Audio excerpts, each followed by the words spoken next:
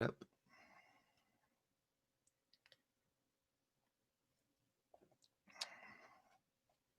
All right.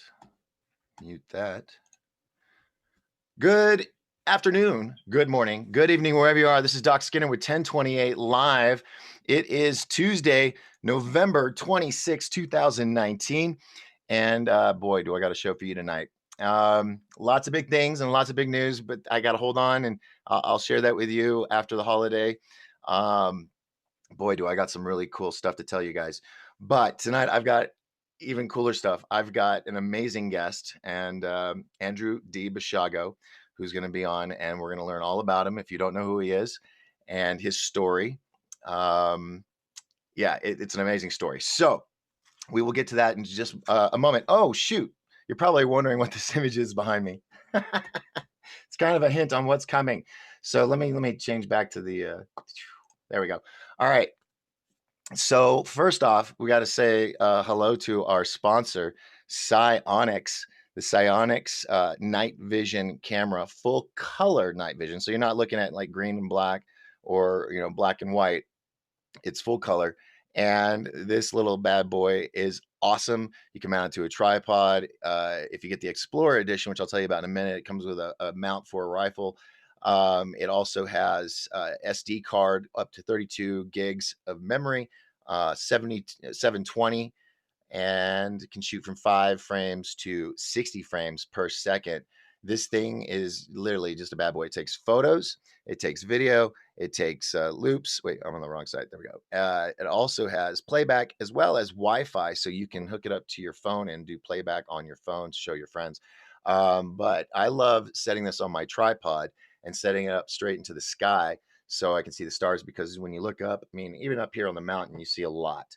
But with this, it multiplies it by 100 or 1,000. I mean, it's insane. The constellations and the clusters that you don't see with the naked eye, and the beauty of it being a full color night vision and recording capable is that there are multiple colors. And I am not a scientist. I'm not sure. It's a guess. Best educated guess is that gases and light spectrums is what makes them these beautiful colors, and they're big and bright. And if you're using it, and let's say you have a night vision and someone turns on the light or someone drives up and they hit you with the headlamps, it blinds you.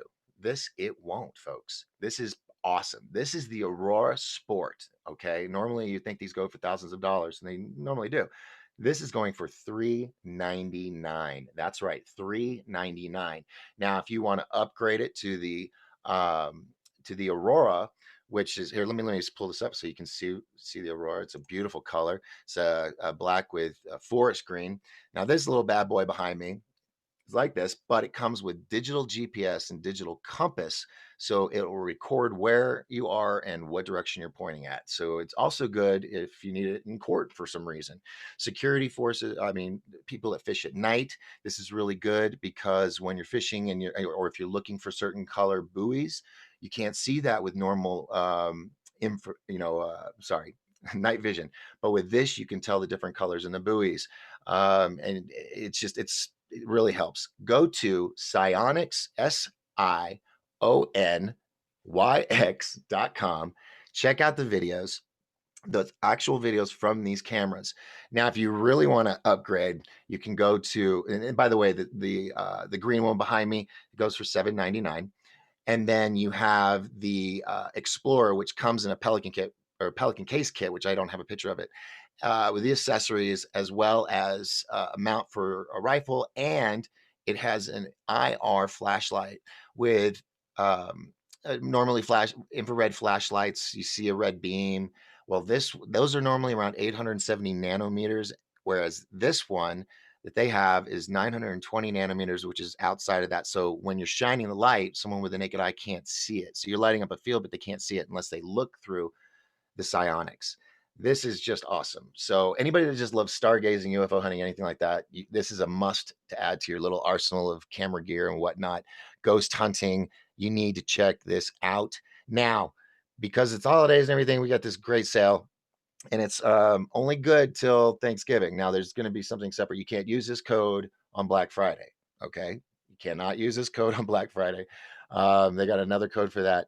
So any other day than the Black Friday sale, go ahead and type in Doc 1028, DOC 1028, no spaces, DOC 1028, and you get your discount for your Psionics. And it'll get to you depending where you're at. Everybody I know that's got one so far has gotten theirs within 2 weeks. But yeah, check it out. Code's Doc 1028.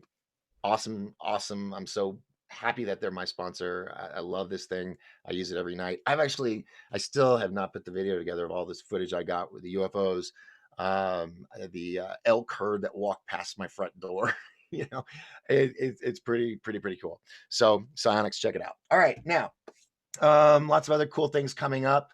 I said movies were coming to the mountain, and I was not kidding. It is coming. 2020 is going to be the new roaring 20s of this century. And man, so much good stuff. I haven't really had time to process it all. It's happened all so fast, but it all comes down to hard work, sacrificing, and GSD, getting it done. So, if you have a dream out there and you're trying to, make it a reality, you can. You just don't quit. That's the key. Never give up, and always find the good and even the bad. I mean, Edison said he didn't fail 1,000 times. He learned 1,000 ways not to invent the light bulb. So, stick with it, okay? Because it does pay off and it's going to show. What me and my partners, Martina Webster and Jessica Stevens, have done. You guys are in for a treat this year. You're in for a treat. Everything's going up a whole bunch of notches this year. All right, so onward. You've all been waiting. Let me see. Let me hold on. Let me check, make sure. If you'd like to join us in the chat room here live on YouTube, you can. Real quick, I'm going to do something. I'm going to ask you all to do. Go ahead into the share spot. I want you to copy and paste the link for this. And whoops, I didn't mean to do that. Hold on. Copy and paste it, and go ahead and put it into your platforms, Facebook, Twitter, what have you. And please share this, because this is going to be an awesome show tonight. I'm doing that right now. I'm going to my page, pop that in there as so, add it to my story as well, and then that's good to go. Hopefully. Is it? No, I didn't do it. Hold on. Delete. I did it way too fast, folks. I didn't let it sit. So we go back, paste it, wait for there we go. Here we go. All right, so I've done my sharing. I hope you do the same.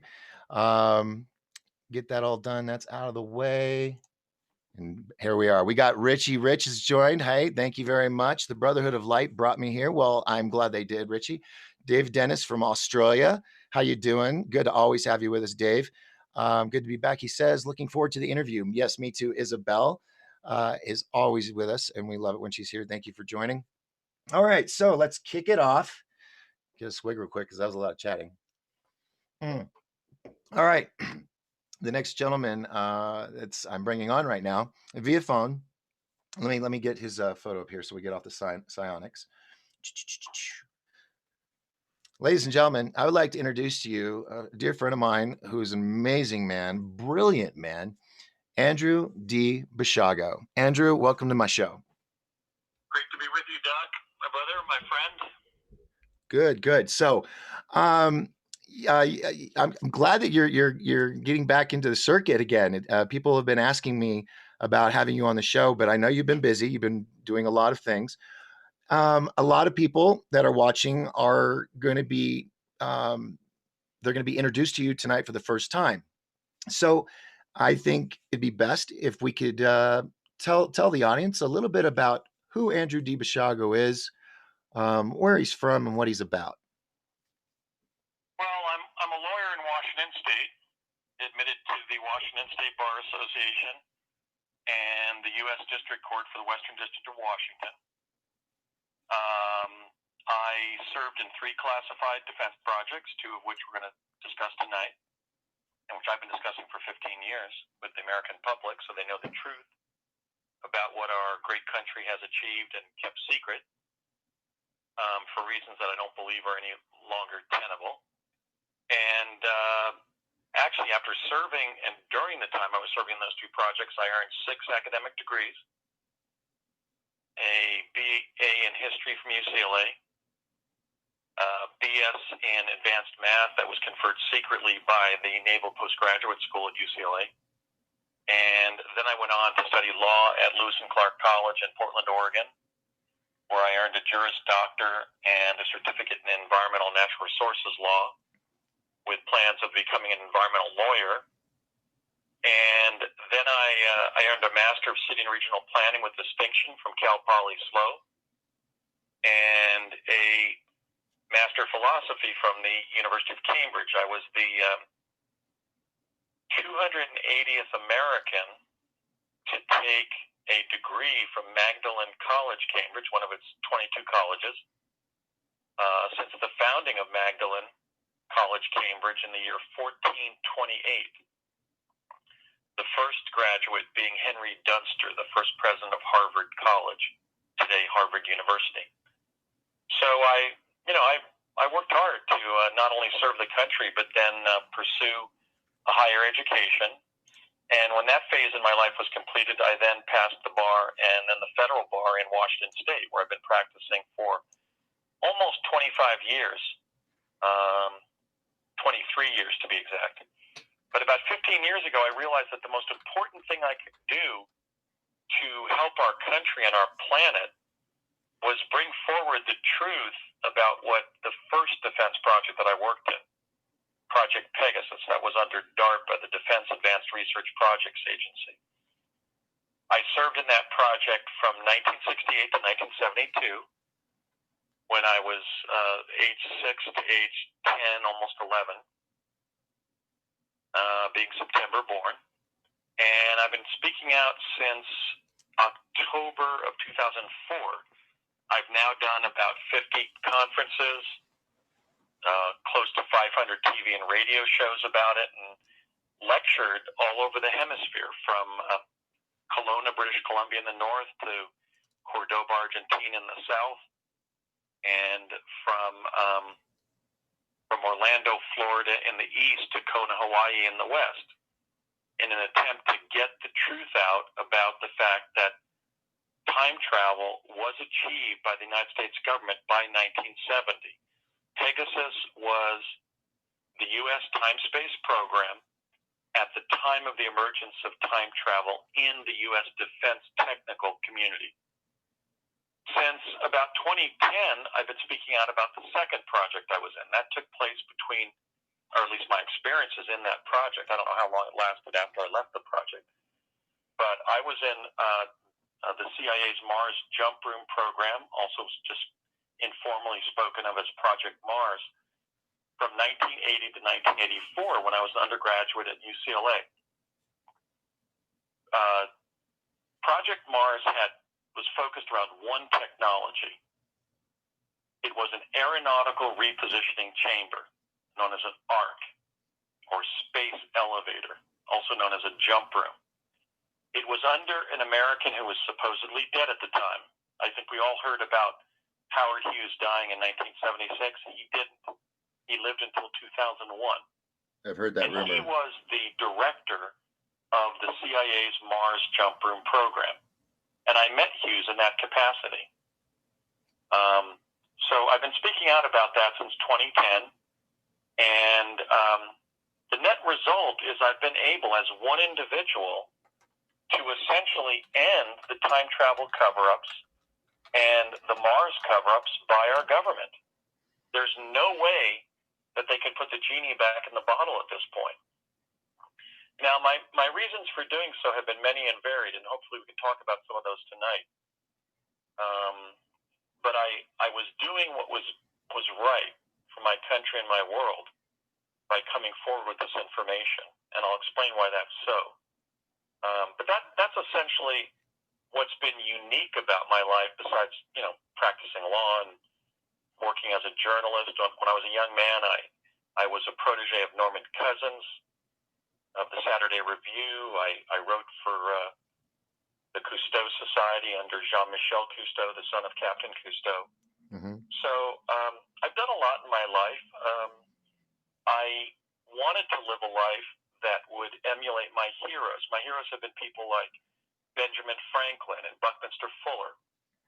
and Captain Cousteau, Jacques Cousteau, in the sense that I wanted to live a prolific life that would accomplish much on behalf of humanity and our country. And I have. And so, I'm going to continue to write, continue to talk about these programs because it's essential that the public understand that I'm not making this up. I've been telling the truth from the beginning of my public career 15 years ago as a public speaker and a media personality. I'm not some wackadoodle making stuff up. Okay, now, the truth movement, which I've been a major figure in which I was the first major figure in to run for president when I ran for president in 2016, is now kind of divided between individuals who have served the country in secret programs who are now coming forward, and many of us came forward originally at the risk of our lives, and another group of individuals who are making up basically science fiction fantasy stories of what they did. So I'm in the first category. I'm talking about actual programs. Not people that jumped on the train. You talk about them tonight. Yeah, just not being somebody that jumped on the bandwagon.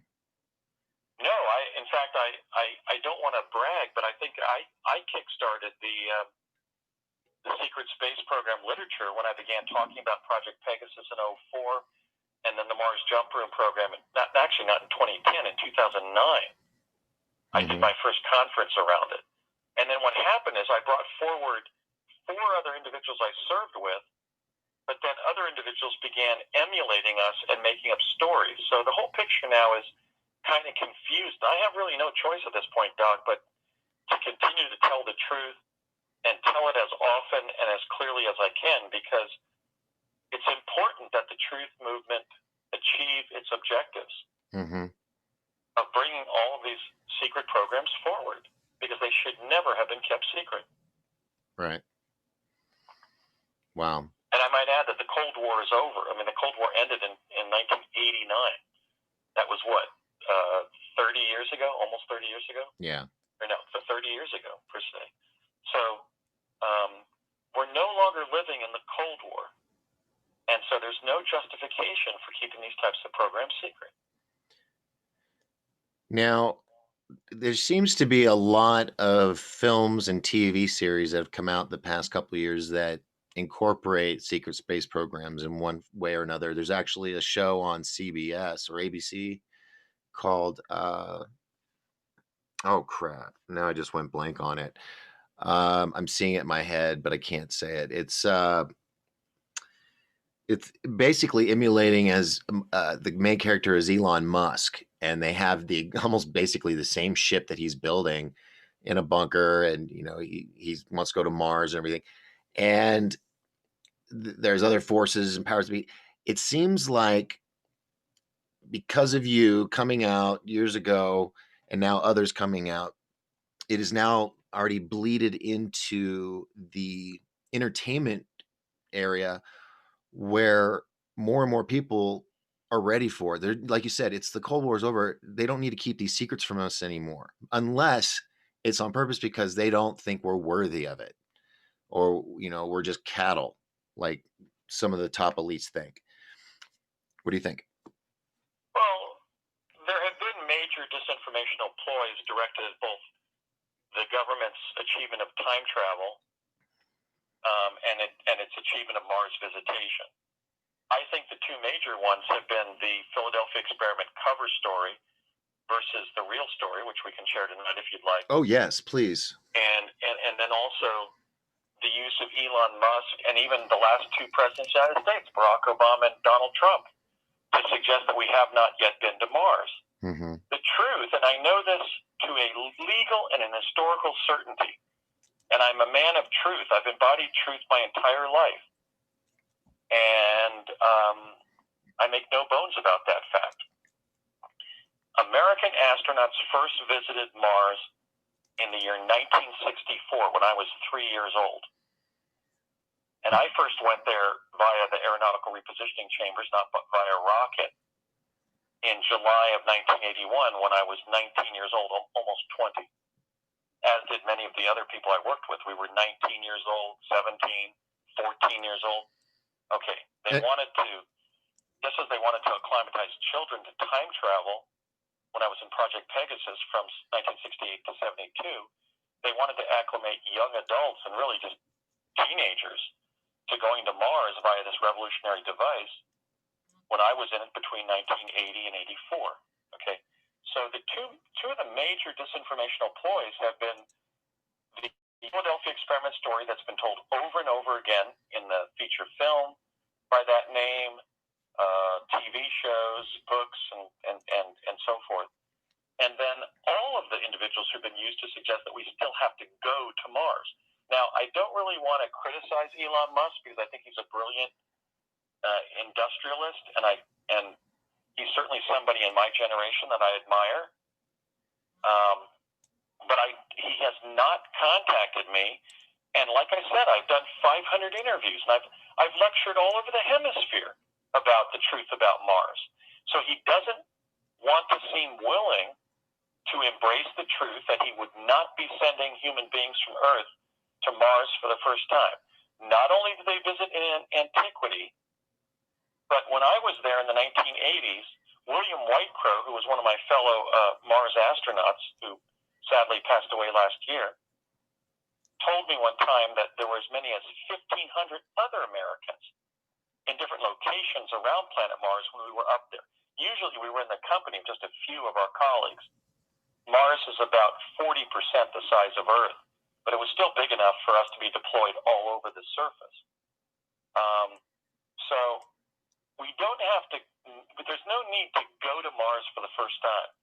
That's the key thing that people need to understand. We've been there. Mm-hmm. We first got there, what is that, 55 years ago? Yeah, 64, yeah. Before, 55 years ago this year.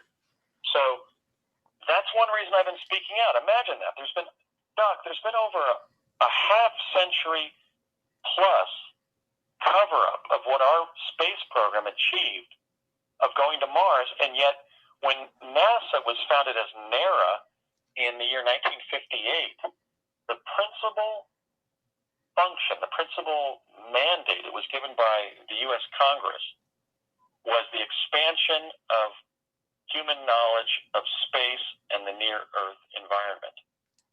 That was what was supposed to achieve. And yet we've been covering up the fact that, for 55 years we've been sending Americans, British, and Russian astronauts, and probably at this point, astronauts from other countries. I'm not aware because I'm no longer in the program. But I met not just fellow Americans, but Britons and Russians on the surface of planet Mars. And that was already 35 years ago when I went up. So, I mean, I really feel that we have to regain our purpose as a country, understand what we were trying to achieve. And I find it completely unacceptable that we have concealed the fact that we sent American and astronauts from other countries to planet Mars, the planet that every 2 years comes closest to Earth, and we did so, 55 years ago. We cannot continue to keep this secret. It's wrong.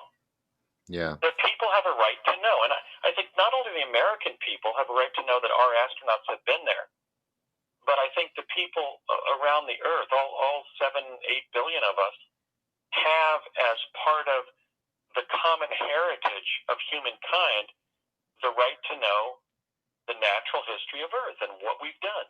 And one of those things has involved going to the red planet. Yeah. Wow.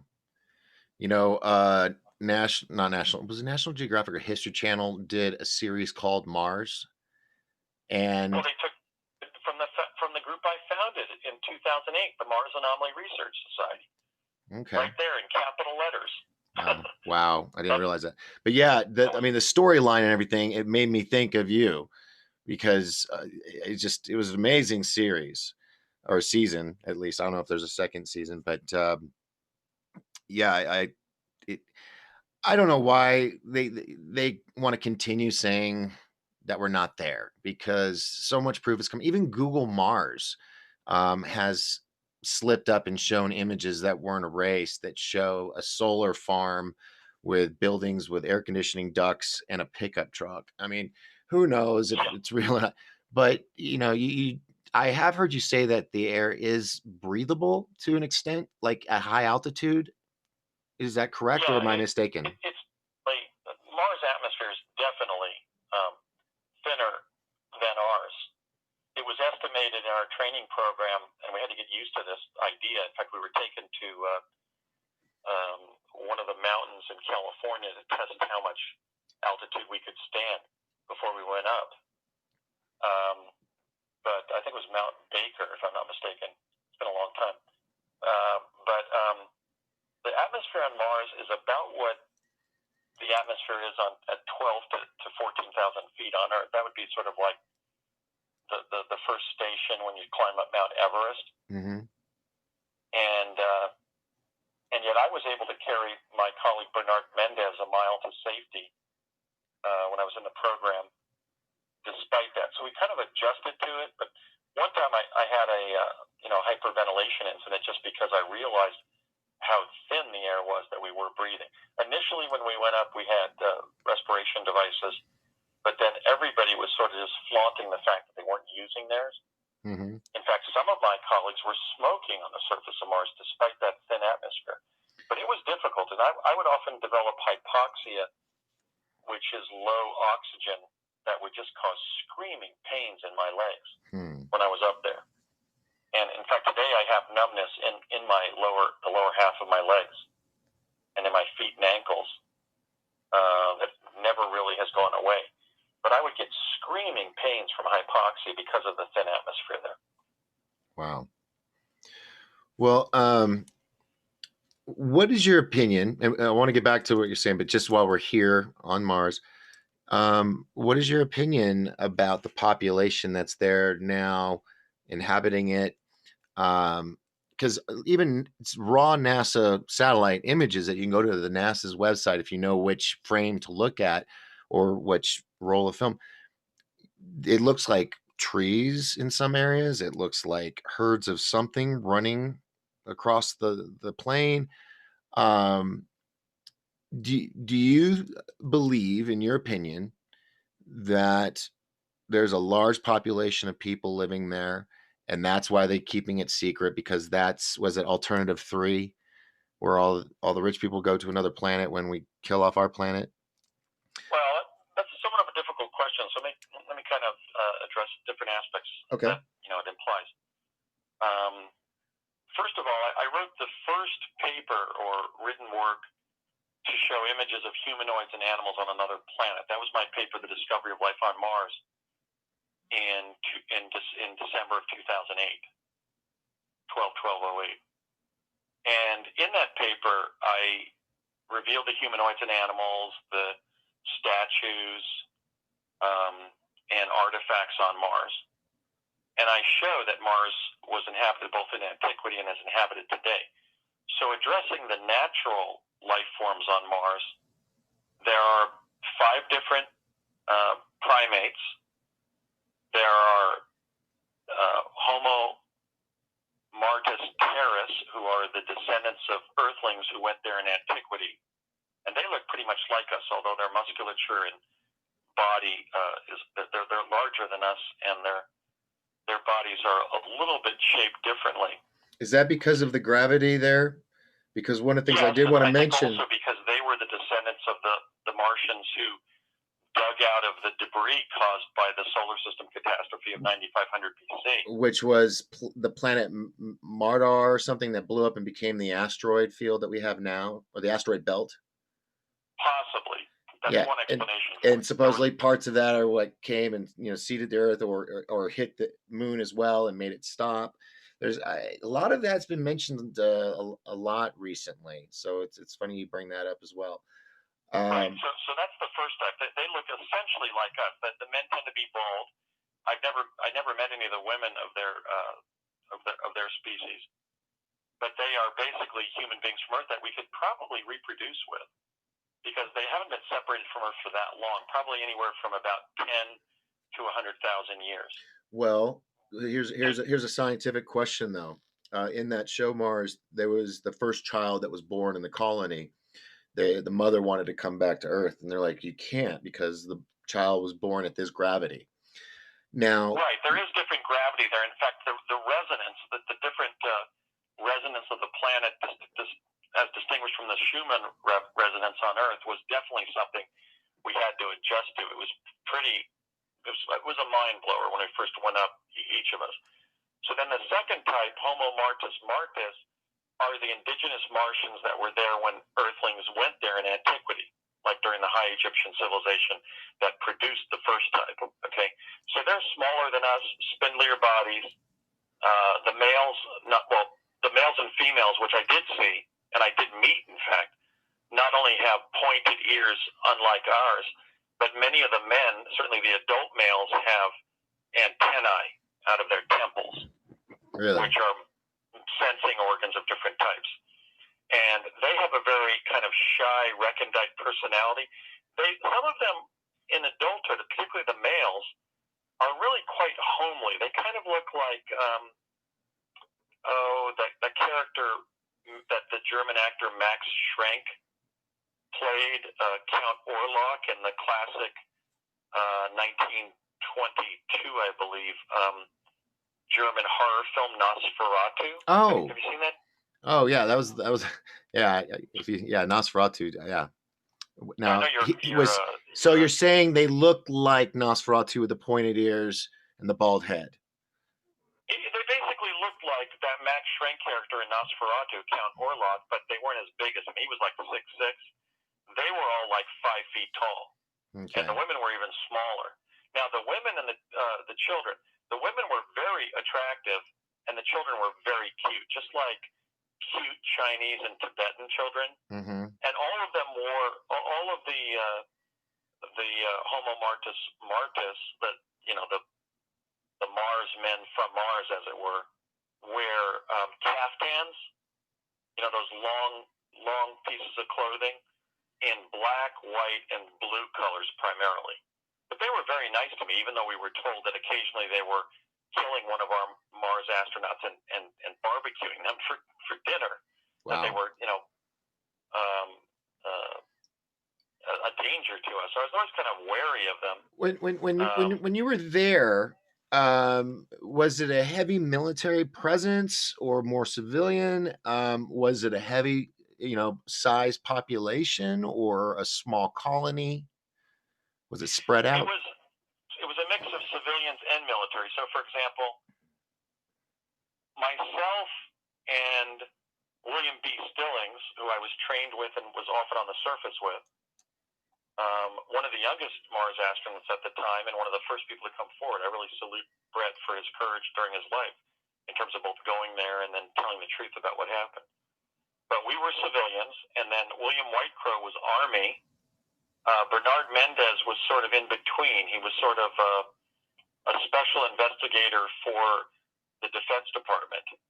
And then, of course, Ken Johnston Sr., who was driving this sort of, we called it the sky taxi or hopper, which was sort of a lenticular craft combined with a helicopter, and he would rescue us if we were in trouble, like if we were at danger of being eaten by one of the predators on Mars. Ken was a Marine veteran, but he had a background with Mercury, Gemini, and Apollo, working for NASA with all the NASA astronauts, and then he joined the Mars program as an astronaut. So it was sort of a mix of both civilians and military, but then people sort of in between. People with military backgrounds who were working for the Defense Department. I just want to say something really quick that I'm noticing between your story of your past and others that I've heard, and I'm not going to mention anybody. They're talking about you tonight, but others where you were the first, and you have names, and then eventually those people with those names came out to corroborate your story, and others that I've heard, it's just them on their own. There's no names or anything that I've noticed. I feel for me that is why I know you're not lying. Um, I'm very impressed with that, and the fact that these gentlemen have decided, to come out and confirm their story.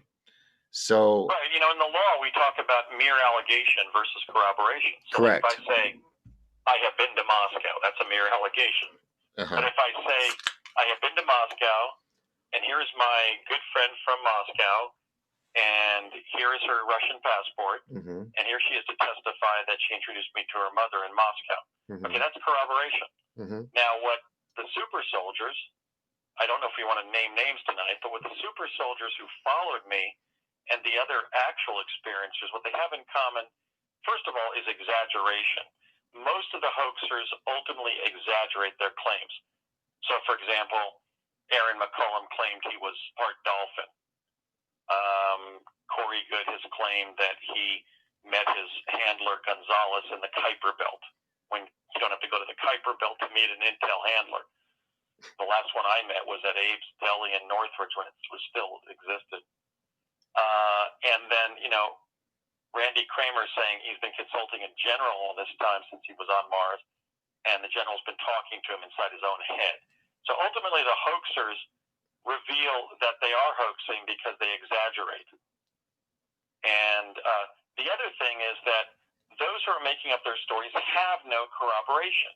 Mm-hmm. They will say, I did not only went to Mars, but I was, or elsewhere in space, and I did 20 years or 40 years or 60 years there, whatever. But they can't name a single person that they knew when they were doing so. Well, wait a minute. Doc, I went to kindergarten in Morris Plains, New Jersey from 1966 to 67. I entered at age 4 and turned 5 in September of 66. And I could sit here if we had the time and name like 20 people I went to kindergarten with. Correct. In fact, let me just one name. It was a little girl who, God bless her memory, she passed away from cancer, from leukemia, childhood leukemia, in the fall of my kindergarten year. And here's her name. It was Sally Holmquist.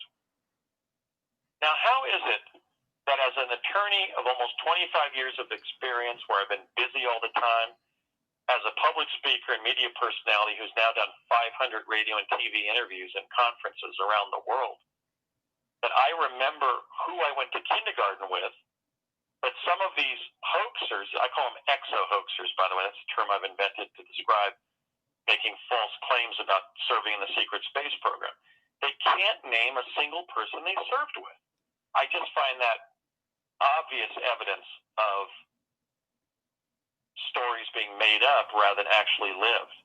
And I don't think that the purposes of the truth movement will work when we sort of abide by this, this common wisdom that you shouldn't criticize anybody else in the field. America's always taken on hoaxers. Yeah. They say it's easier to spread out. We believed when we were founded that we were the fulfillment of the Enlightenment. And, much of what I learned in history at UCLA was actually trying to establish what happened by discerning made-up stories and folklore from what really happened, Mm-hmm. And we have to do the same thing in the truth movement and regarding the secret space program, or we're not going to get the truth out about what our country has done. Yeah. Do you think that it will be revealed here soon? The fact that Trump started the Space Force being a way to explain away certain sightings, possibly the tube ships that everybody sees, which I call the flying subs. Well, I've heard some stories, that I think that despite Democratic criticism of President Trump, I think he is somewhat of an independent bent. In fact, I'm going to be writing him. I've already drafted the letter to him, asking him to declassify the Mars program, finally pay the salary, the benefits, the military decorations that we earned. I, for example, was told that I had earned the Space Medal of Honor when I saved Bernard Mendez's life, as I just described, and then also, reveal to the people what we've done there, and why it's important. So that letter will go out sometime in 2020. Okay. I've also written a letter to Barack Obama because he was not only the 44th president, but many years earlier, he was one of our fellow astronauts. That's not a made up story. Why would we have made up a story about Barack Obama being one of our fellow astronauts when he was a sitting president? When people would say, oh, yeah, and Obama was one of you, right? What a crazy story. The problem we were confronted by was he was one of our fellow astronauts. He was then using the name Barry Soetoro. Mm-hmm. And he wasn't from Africa, nor was he from America. He told me not only that he was from Indonesia, but that his birth father was Muhammad Sumawati Hijojo, the founder of the Subud Muslim sect in Indonesia. Hmm. So I don't know why. Maybe it's the connection of the CIA that former President Obama has sought to conceal. But he has not told the truth about the fact that not only did we serve, but he served in that program.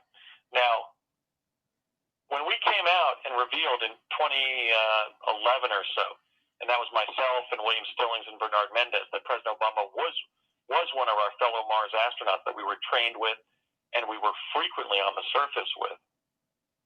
He had Tommy Vitor, the PR director of the National Security Council of that time. He later left the Obama administration. But he had Tommy Vitor plant an article in Wired.com magazine in which he laughed at the president laughed at our allegation and said that the only time he had any contact with Mars was when he watched the show Marvin of the Martians with his two daughters, Sasha and Malia, on Saturday morning cartoons. Now think about that. That was the sitting president of the United States of America, the 44th president, the first African American president, or the first black president. Mm-hmm. He's not African American. He was a black Indonesian gentleman. And I liked Barry. He was a nice guy. He was a smart guy, too. I once said regarding my friendship with Barry Soetoro, who later became Barack Obama and ran for president, that among the roughly 2,000 people I met or went to school with during my 5 years at UCLA, Barack Obama was one of the few individuals, or at least one of the first individuals, that I would trust with the responsibility and the difficult decision-making of the presidency. So I really like Barry, as I call him, not Barack, because that's how I met him. He was a good guy. He was a smart guy. He had a good sense of humor. I'm straight, but he was not. But that's a matter of diversity of people's sexual orientation. I've never made a big deal out of that. I think there's a diversity of people's sexual orientation that we should respect. But anyway, he was in the program. We didn't make it up. And if you think about it, the logic of it, why would we have said that the sitting president of the United States was in the program unless he was? If by saying it, we hurt our chance of being believed. Okay? But he lied. And he was lying about fellow astronauts who went to another planet. Mars is millions of miles from Earth. And we were all risking our lives by going there. I watched two of my colleagues being literally bitten to death by predators right in front of me. One was a guy about 45 years old named Bob, and the other was a 16-year-old kid from Southern California named David. And I watched them die on the surface. And Barry wasn't with us Barack Obama wasn't with us during those jumps. But he knew that we were facing dangerous predators. There were two dangerous predators in particular, out about 5 to 6 dangerous predators among approximately 30 major land animals on the surface of Mars that we were trained to be able to identify and know if they were a risk to us. So imagine that, an American president not only lying about American astronauts going to for among the first time to another planet, but also his own participation in doing so. That's how secrecy has destroyed the integrity of our common culture. That's why I've been speaking out. But it's true. Barack Obama was one of the Mars astronauts in the 1980s. All right. Now, there's other people. Although there was another person, but we're not going to talk about him. But that they deny, and it could be because it's still top secret or whatnot. But do you think there's a chance that he is blatantly denying it, or there's a chance that, like a Manchurian Candidate, it's been erased, um, and he just has no recollection of it whatsoever? Not saying he wasn't there. Do you think that's a possibility? I mean, he did end up That's a becoming a. very fascinating and important question. In fact, Bernard Mendez and I, who were consulting William Spillings at the time, back in 2011, 2012 timeframe, we went to Obama. And Bernard Mendez, who, as I described, he had a connection to the Defense Department that I didn't have. I mean, I had served in 2 projects, but I wasn't, a Defense Department investigator. Hmm. And Bernard Mendez went to Obama through an intermediary. And he said he remembered the program. He remembered me vividly because we had not only been trained together and on the surface together sometimes, but we had roomed together when we were being trained at College of the Siskiyous in Weed, California, in summer of 1980. Was that a CIA cover school? It was a small California community college where we could have conversations about Mars, and anybody who came by the door would have thought we were just taking an astronomy course about the red planet. They didn't realize we were going to go there. Yeah. But it was a small enough school also just to be avoided altogether. Okay. But he said that Obama said through the intermediary to Bernard Mendez, and that's how I got the information, that his memories of the program were, quote, vague and dreamlike. And again, I can commend Barry for being a pretty nice guy, because that was something we all experienced. Because when we would come back from Mars in the aeronautical repositioning chamber, or jump room, or space elevator as it was called variously, Major Ed Dames, who was working at 999 North Sepulveda, where the West Coast jump room was based, right south of the Los Angeles International Airport there, right south of Imperial Avenue, east and west. You've got 999 North Sepulveda. Mm-hmm. Ed Dames would he put this device in our heads and subject us to memory deletion, essentially what we had just done, at least memory suppression for many years, using this device, which was the American reverse-engineered version of a Soviet device called the LIDA machine, capital L-I-D-A, capital L, capital I, capital D, capital A, the Soviet LIDA. It must be an acronym in Russian. Hmm. And what that did was create all these bizarre sound effects that suppressed what you had just done. So when Spillings and Mendez and I teamed up in Brett approached me in spring of 2010, and then Bernie in summer of 2011. We were helping each other work through the memory suppression that we've been subjected to. So when President Obama said to us, as the sitting U.S. president, I remember you, I remember Andy vividly, because we roomed together and so forth. We were the same age. In fact, Obama is just 45 days older than me. Hmm. And I remember the program, but it was vague and dreamlike. That was the truth, because we were all dealing with vague and dreamlike memories when we first started recovering them for 30 years. I started remembering my memories after I had written The Discovery of Life on Mars and analyzed NASA's pictures from Mars. I remembered that, for example, when we were in training in summer of 80, 28 years before I wrote and published that paper, The Discovery of Life on Mars, that Ed Dames had revealed to the whole class, using the quantum access capability of the CIA and the military, that far in the future I would be the individual writing the paper about life on Mars. And that you would be the whistleblower of the program. And I would be the whistleblower of the program. So they knew. In fact, Brett Stillings and I were threatened when we entered the program in early August of 1980, or actually mid-August of 1980. And we were threatened never to talk about the program. So when you ask, why has Barack Obama not come forward? Why has Regina Dugan, who he appointed the first female and the 19th director of DARPA on July 20th of 2009, why did William Cameron McCool never come forward before sadly dying on Space Shuttle Columbia on February 1st of 2003? Why did other distinguished Americans who went to Mars not come forward? Several that I met on Mars were Ross Perot, H. Ross Perot, the Texas oil man and the computer founder company founder who ran for president in 1992 for the Reform Party. I met Ross Perot on the surface, had discussions with him there. He never paid any attention to the predators around us. That's what I remembered about Ross. He was quite courageous. I met Admiral Stansfield Turner, who had been the CIA director recently for President Jimmy Carter at that point. And then, of course, we were serving Reagan by going up there. And I also met Mary Jean Eisenhower, the aunt of my dear friend Laura Magdalene Eisenhower, the public speaker. Yep. And the person who's come forward about President Eisenhower's contact with extraterrestrials, which is a major service that Laura's provided to the Truth Movement, and for that matter, the Secret Space Program literature.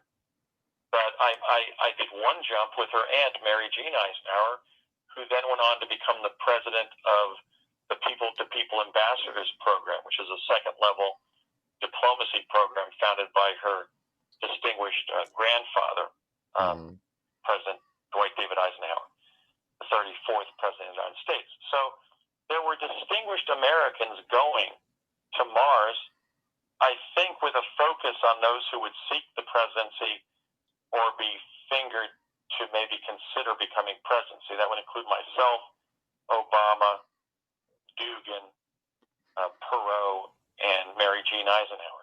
It's certainly conspicuous that Ross, Barry, and I have run for president, that Mary Jean would become the president of the People-to-People Ambassadors Program, founded by her grandfather, the president, and that Regina Elvira Dugan would be not only a brilliant graduate of Caltech, but would be the first woman to be appointed the director of DARPA, the very U.S. agency that developed time travel that I served in Project Pegasus as a child. And then she went on to, dominate Google for a while, I think, didn't she?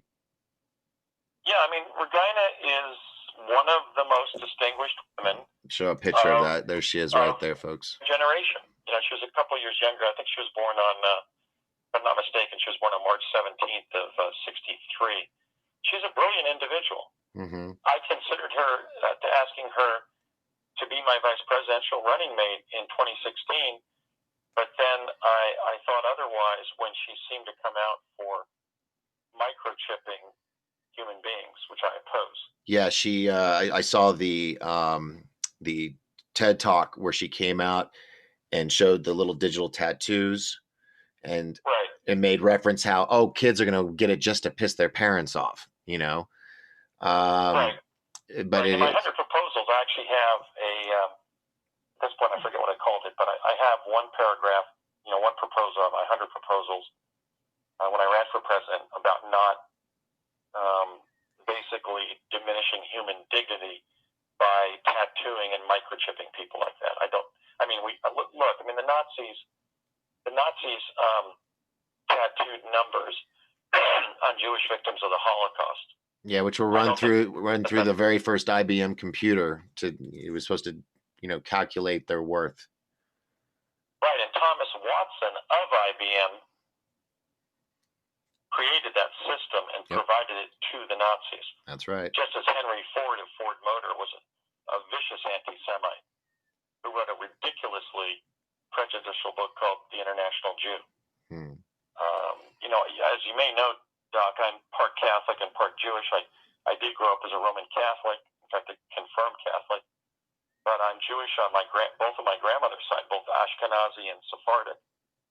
In fact, I'm a descendant of the Albo family of Spain, which had distinguished members like Rabbi Joseph Albo, who defended Judaism at the disputation of Tortosa in 1314, but also Francisco Albo, who was a Roman Catholic from Spain, who was the navigator on Magellan's circumnavigation of the globe, who wrote the book about that exploration program. And here I find myself having just completed a 300-chapter book about Project Pegasus and my experiences time traveling for the U.S. government, and a 150-chapter book telling about my Mars visitation experiences. So I'm trying to promote brotherhood and love between people of all colors, all faiths, all religions, because I believe that there is one race, the human race. Right. The average human being, Doc, possesses 87% the same genes. Everything that makes us distinctive as individuals, our skin color, the way our noses are shaped, our hair color and texture, that's only, and everything, our sex, everything, that's only 13% of our genes.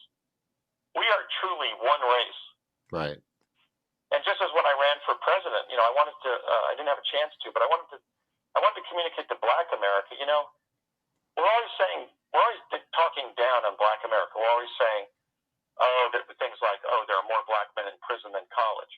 But what about the fact that Black people in this country overcame 200 years of slavery, 100 years of Jim Crow, and 100 more years of invidious discrimination, but have distinguished themselves in every field in America, from acting to zoology.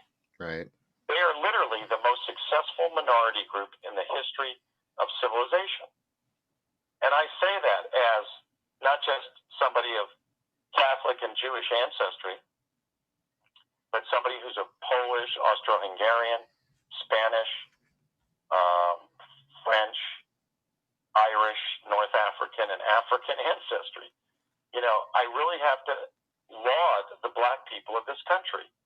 Two of my heroes at UCLA were Kenny Burrell, the guitarist, who I studied the music of Duke Ellington with, in a class that taught me much more about life than Duke Ellington, and Rafer Johnson.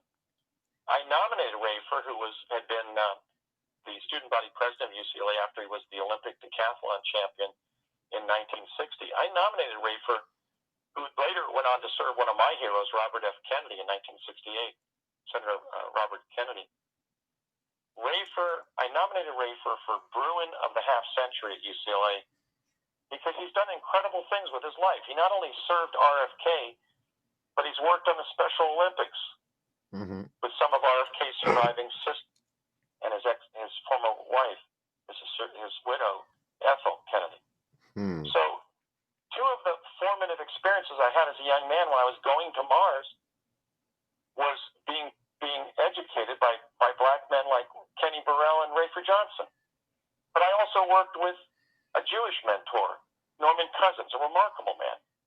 I've had the privilege of also being inspired by incredible clerics in my own religion, Roman Catholicism. So I really want to not only promote justice in America, but brotherhood and love. I really think we have to start talking about it again. When people started attacking the hoaxers in the secret space program, there were threats that were made.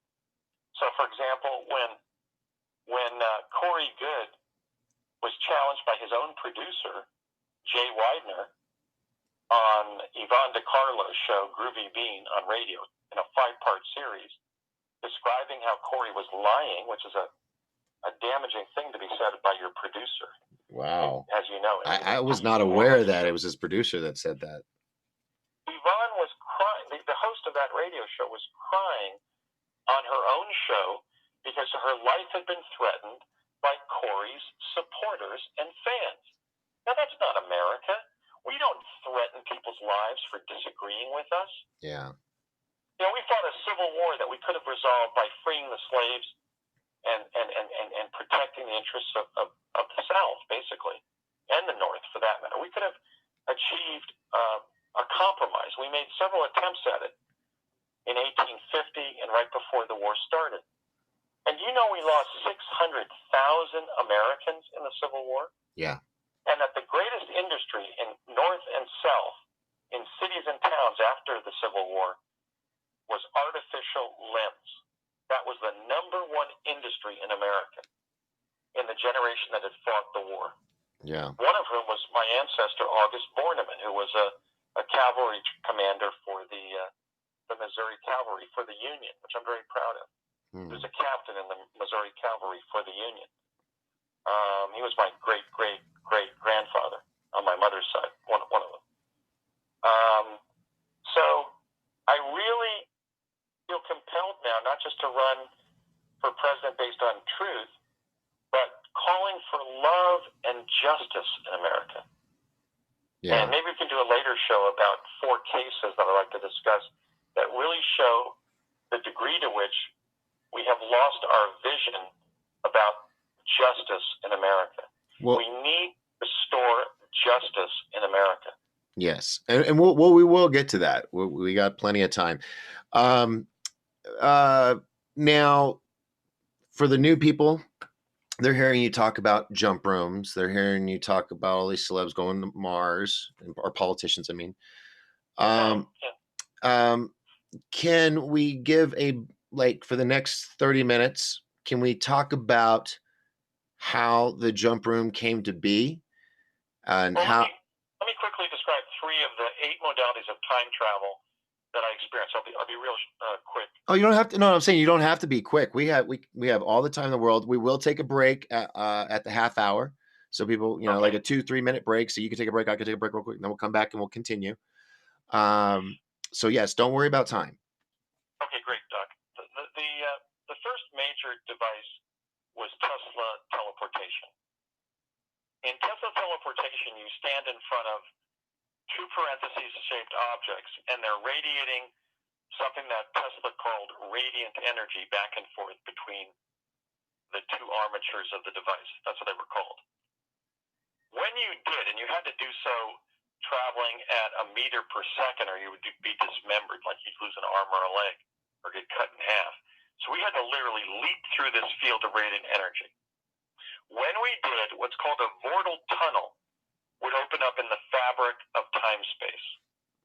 What is not known by the public is that beneath this layer, this dimension, is something known as the quantum plenum. There's a layer underneath it. And so when you jump through this device, we tunneled through that quantum plenum. Now, when I would jump through that device, which was at the old Curtiss-Wright Aeronautical Company facility in Woodridge, New Jersey, where we had built many of our jet fighters during World War II. It was in building 68 of that facility. I would enter this tunnel, and if you looked to the front of the tunnel, you really couldn't tell whether you were flying forward or the tunnel was being moved past your head.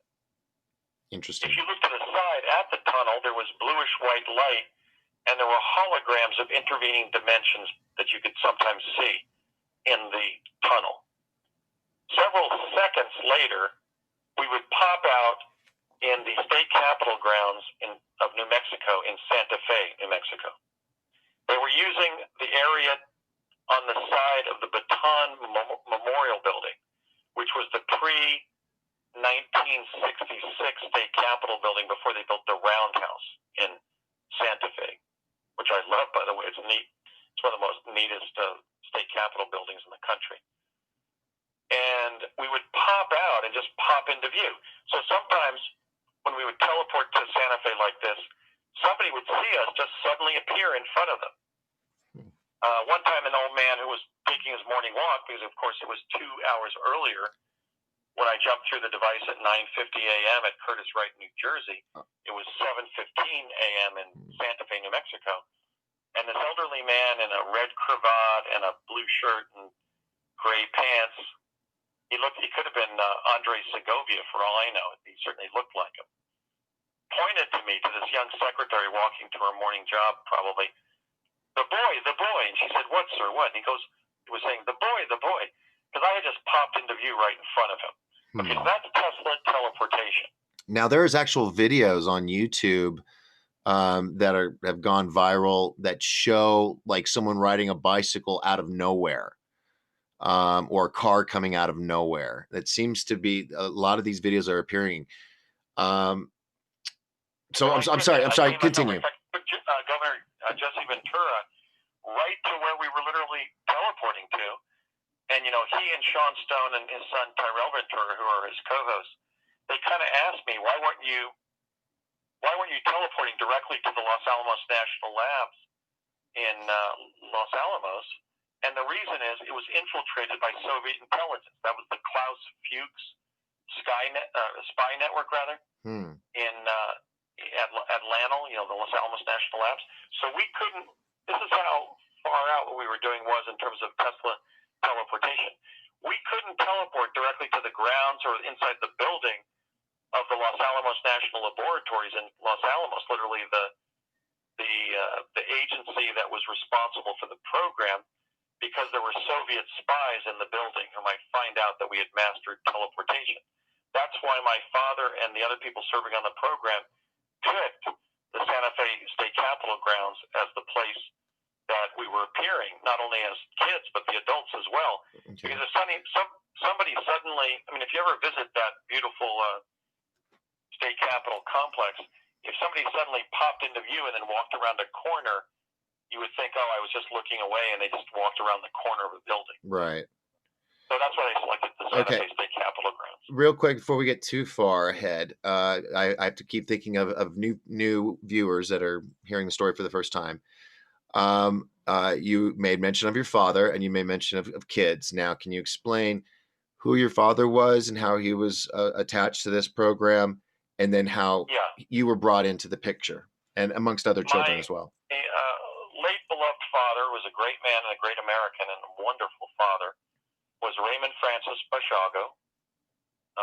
He was born in 1923 on the kitchen table in Summit Hill, Pennsylvania, a small coal mining town in eastern Pennsylvania with primarily Polish and Irish immigrant coal miners, which my father was as a young man.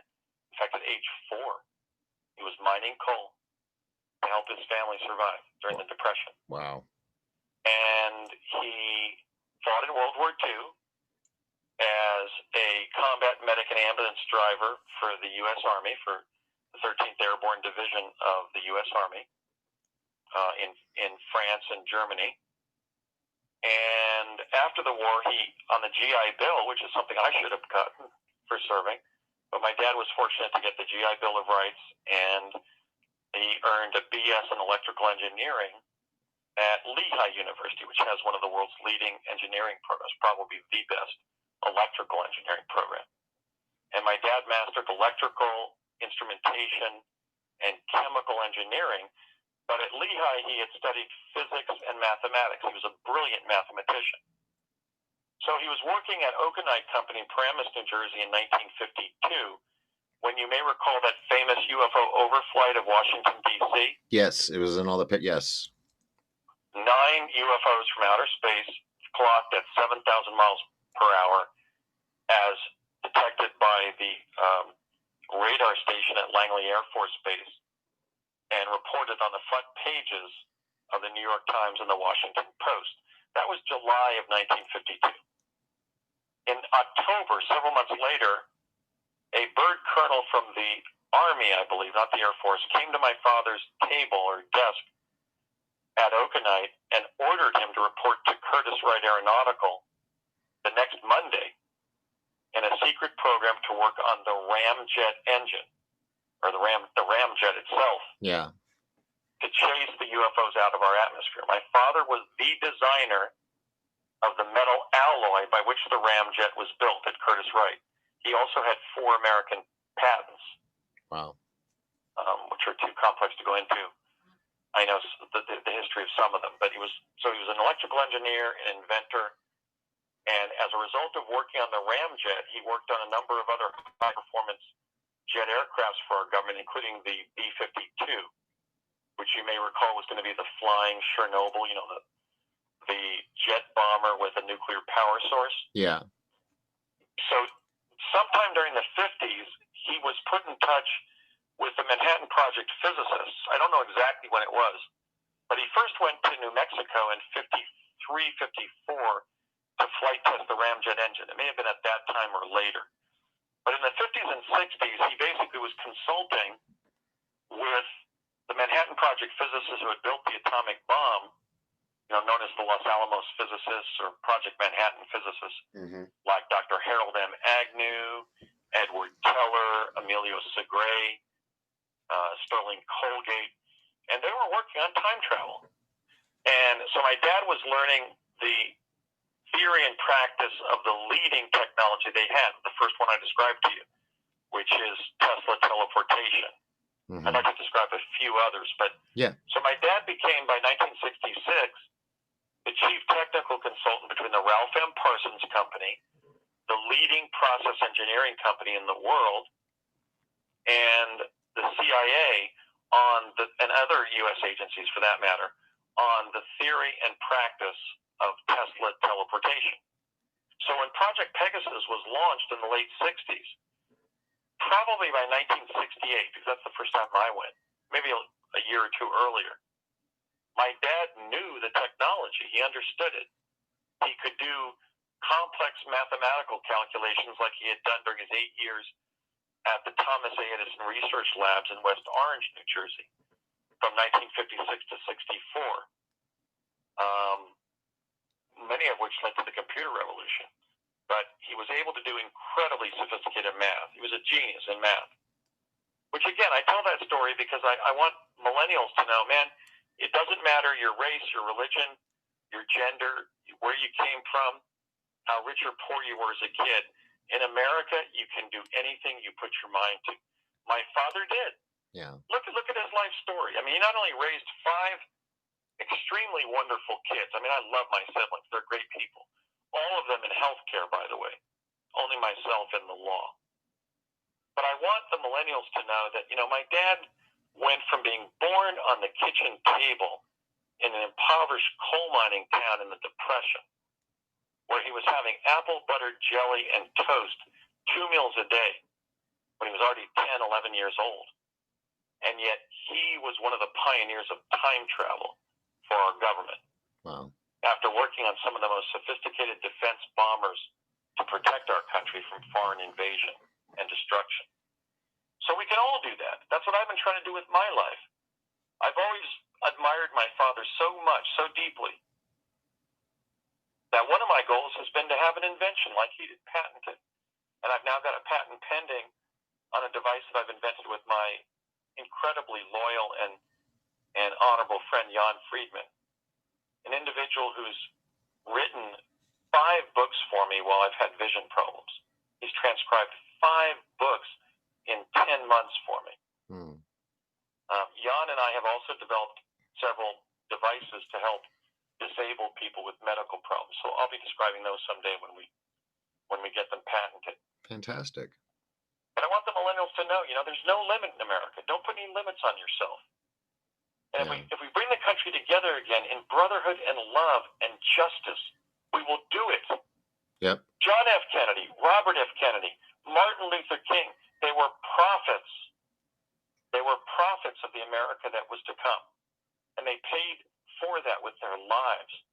But that's what we need to become. And when we do that, we will. We have the diversity. We have the depth of wealth and of talent and of optimism. We can do it. Right. And that's what I hope to lead. That's awesome. All right. So your father, he ends up working, he gets Tesla. I'm guessing he got some of those Tesla papers that were taken from the room, and that's what he got to use to absolutely. In fact, the Tesla teleporter at Curtis Wright, the way it was discovered is they had all of Tesla's paperwork. They did not go to the FBI, as has been told in the Philadelphia experiment cover story. Yeah, there's 22 lockers of paperwork and books that were unaccounted for out of his 97 locker cases.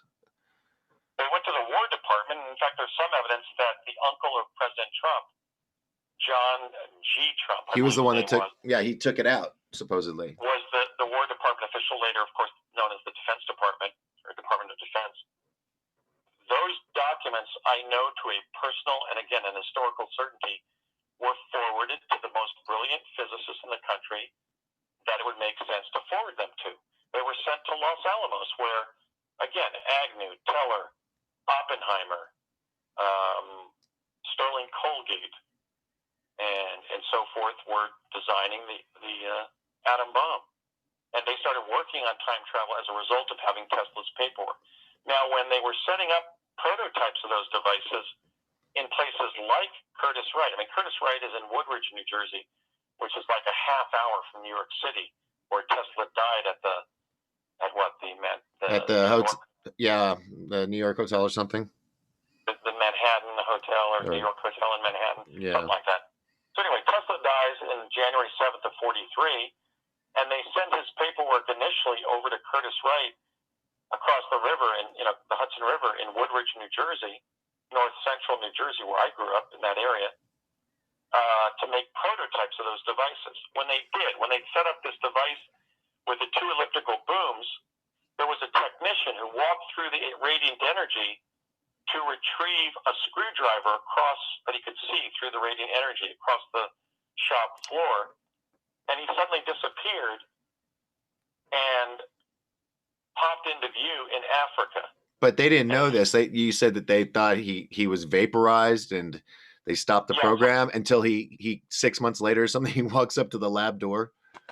Exactly. His boss thought he had been disintegrated by the radiant energy, but he said, "No, boss, I've just spent the last 6 weeks or 6 months, I forget what it was.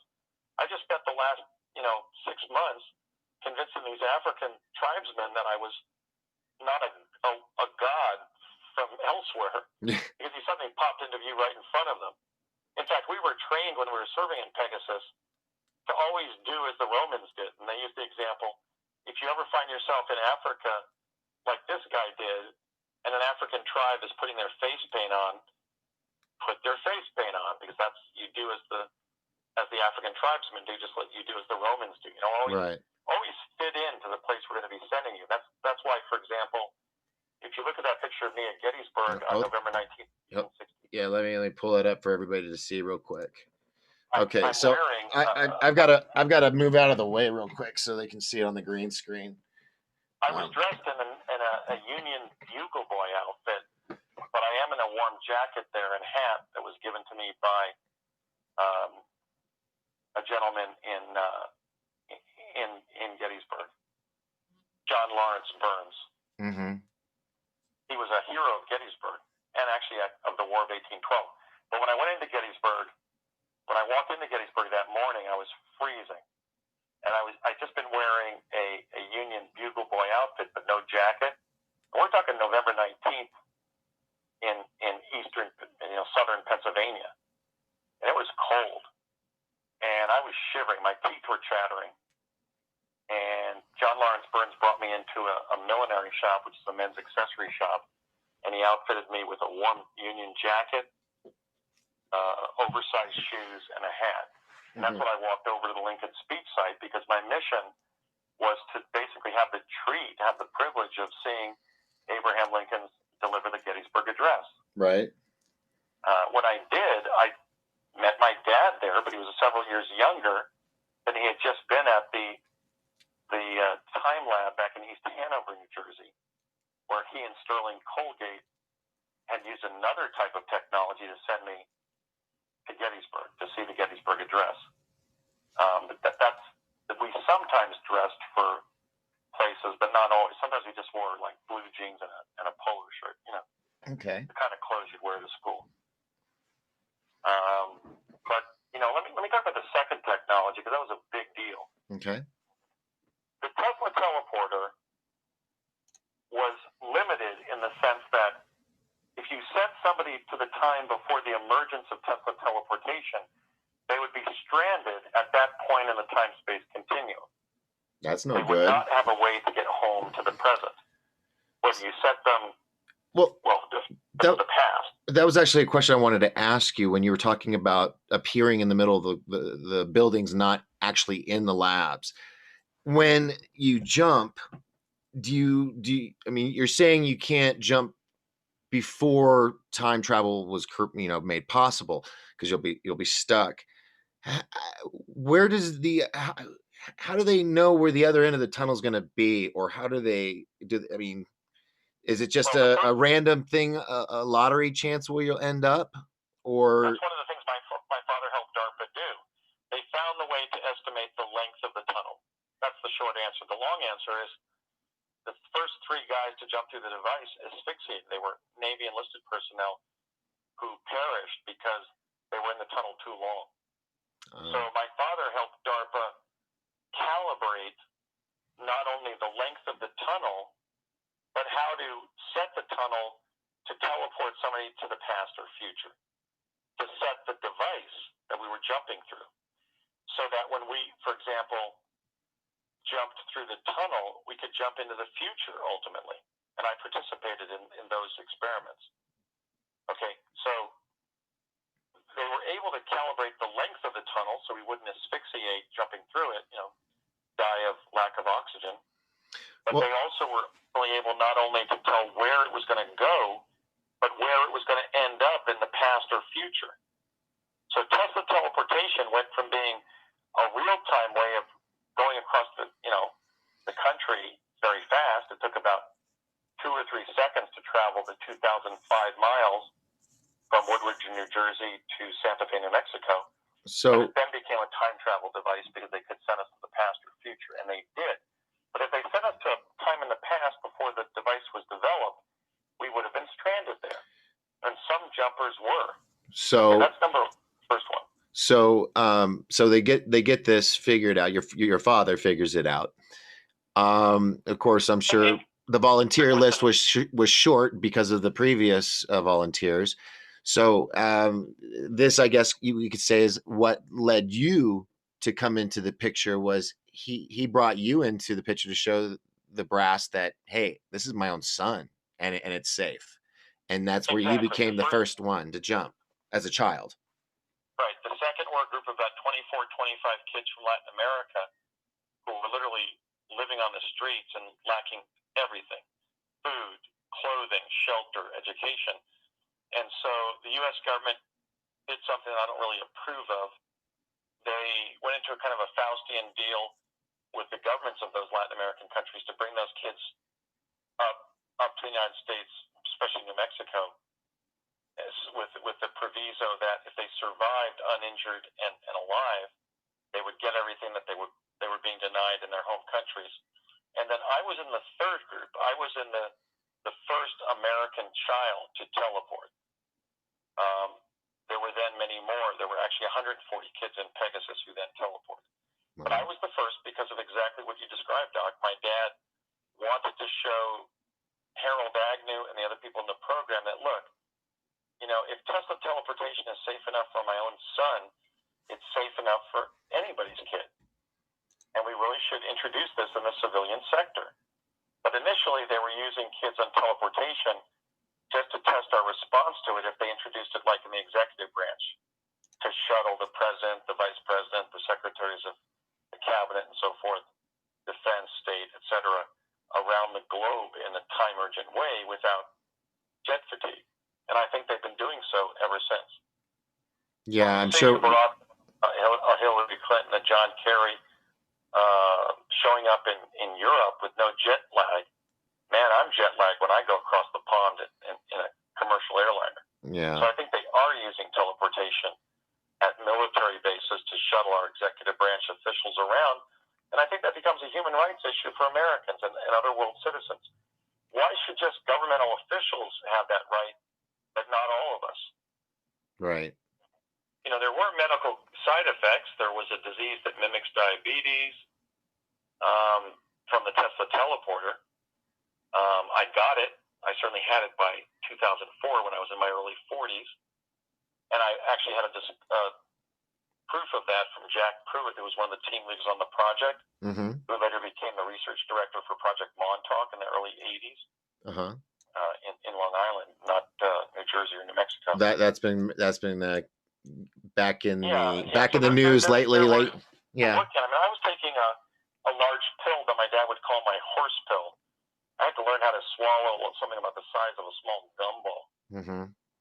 Yeah, I was in New Mexico with him because I had teleported there. So they were working on different medications to prevent metabolic disruption from Tesla teleportation. But it may indeed cause it, but we may have made it safe. We may lose less Americans to car accidents because we're now losing 50,000 Americans a year and suffering 300,000 serious injuries a year, which is what we lost in 13 years of the Vietnam War to casualties, both death and injury, combat-related death and injury. So we're tolerating a Vietnam of automobile use every year. That's something I've become kind of evangelical about teleportation because of. I don't think there's any way, especially since we're already having a diabetes epidemic, despite the fact that we're not teleporting, Right. that Tesla teleportation would damage that many people. I do not think it would be possible. Now, the purpose behind jump rooms, obviously, you know, transportation, don't have to worry about busing truckloads of stuff or shipping them across seas. You know, I remember growing up, almost every weekend driving down the highway, you're going to see a military convoy. You don't see them anymore. You may see them on the train tracks, but you don't see them on the roads that often. I mean, very rarely. And some people say it's tunnel systems. Do you think they're using that now for transporting items, or are they using it for a weaponized purpose? Because I don't see it not still being around or being upgraded to something even cooler. Um, what do you think? I'm 58 and I served in Pegasus from age 6 to 10, right? 68 Hmm. to 72. So I think Americans have a right to know that when I was in the program, especially when it really started to heat up in 70 and 71, my father took me not onto the Dulce base underneath the Archuleta Mesa in New Mexico, but into the train system that goes all over the western United States. Wait, hold on. I gotta stop you. You said he took you into Dulce? Yeah, and there was nothing there. There's like 200 stories of nothing. But in answer to your suspicion, yeah, the whole underground of the United States is warned with tunnels and waterways to transport U.S. Military vehicles and boats Hmm. and submarines and so forth across our country without going on our highways anymore, which of course were the legacy of President Eisenhower. Hmm. In the, but I think of more importance to us as civilians who travel so frequently in these dangerous roads where we're having these 50,000 deaths and 300 highly damaging injuries every year, is that there was no need for us to any longer be using automobiles from 1970 to the present. Next year, that will be a 50-year cover-up, Doc. Wow. I mean, that's the time roughly from the end of the Civil War to the beginning of World War I. Wow. 50 years? Yeah. I mean, when my grandfather was born in 1900, the average male life expectancy was 42. Now it's 85, except on the Lakota Sioux Reservation, where we're depriving Native Americans of their human and civil rights by attacking them during Standing Rock Yeah. when they were protecting watershed, Right. providing an aquifer to 19 million fellow Americans. Right. Okay, so we're still tolerating low longevity among some ethnic groups, and I want to end that. I think we're obligated to do so. We have to focus on justice, and one of them is the right to live a long and healthy life. That's just. And that is a great segue into the next segment. We're at about an hour and a half. I'm gonna ask that we take like a 3 minute break. I got a song, by the way, YouTube. This is my song. I did it years ago, so you can't flag me for this song. And so we'll take a little break, and then when we get back, I want to talk about your ties to the political aspects, what encouraged you to want to take that route, to want to go towards politics, um, and then your ideas on justice with some cases that you were mentioning earlier. Does that sound good? Sounds good, Doc, but I think maybe for some of your time travel aficionados, they might want to describe a couple more of the devices. Oh, well, yes, yeah. Oh, absolutely. We can do that. Let's just do that. I want to give the audience a chance to take a quick break. I'm just going to play this song. It's like 2 minutes and 46 seconds. By the time that's over, we'll be back. In case you need to go get something to drink or anything, Andy, I'm going to grab another Dr. Pepper, and we'll be right back. Is that okay?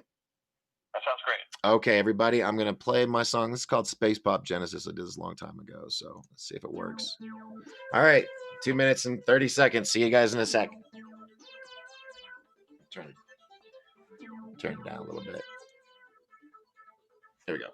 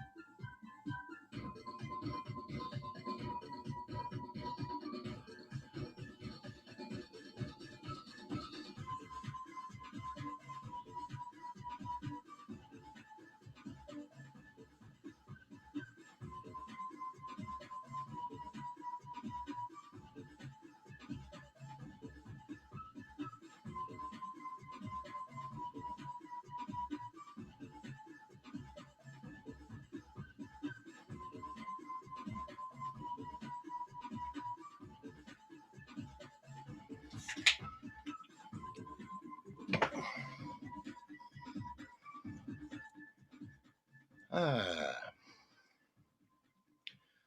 All right, we're back, ladies and gentlemen. Andrew, are you with us? Yes. Excellent, excellent. Okay. All right. So we're going to continue on with this amazing interview with Andrew D. BASIAGO. And we're going to continue with your time travel things. You said there's two others that you needed to mention? Yeah, I just thought out of the 8 of them, I mentioned some of the most sophisticated and those that we use the most. Without question, the second technology that was an important part of Project Pegasus was the chronovisor, both the third dimensional and fourth dimensional chronovisor. Now, the way you've described that in the past, just kind of like a layman's terms, would it kind of be like the Oculus eyeglasses? And I mean, it's not this way, but just to give people a plain Jane idea of it, where it's almost like virtual reality. No, it was related to virtual reality, but it was more sophisticated and yet quite simple. What they were doing was putting an electromagnetic signal through an 8-sided bismuth crystal. In fact, I asked my father, how are you generating this cubical hologram of moving light? And he told me through putting an EM signal through an 8-sided bismuth crystal. And then a time travel researcher named Wynn Keach, who I don't know personally, but who certainly did a good turn for my truth campaign about time travel, found one of my father's patents on bismuth crystals listed as the first work in the prior work section of a patent granted to the famous physicist L.L.C of IBM in 1967, right when I was entering Pegasus, involving 8-sided bismuth crystals. So I had said that years ago. And a bismuth crystal is that the silver one that grows? Yeah, bismuth is element 83. Okay, I had stated years ago that my father's work in bismuth crystals had led to the bismuth crystal that generated the hologram of the chronovisor as this big cube of light on the stage. But I didn't know that my dad's one of his patents involving bismuth crystals was cited in one that's literally about using 8-sided bismuth crystals. That was a major proof of the historical validity and truth of my claims. So it was a projection of what you were seeing in space and time? It was actually a holographic recapitulation of a non-local event in the multiverse. The multiverse, if the number of dimensions in the multiverse was expressed in 12-point Times New Roman type font, by one estimate, it would stretch for 163 million miles, the number of dimensions in our multiverse. Wow. It is finite, but virtually infinite. So what the chronovisor was doing was drawing one of those non-local dimensions into the laboratory.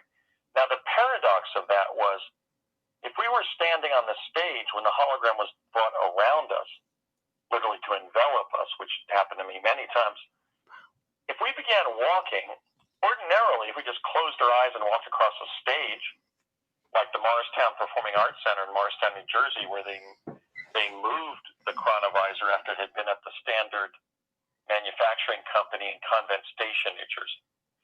Ordinarily, if a kid just closes his eyes and walks across a stage like that, he's going to bump his face into the side of the auditorium. Yeah. Paradox was when this hologram was brought around us, we went to that time and place.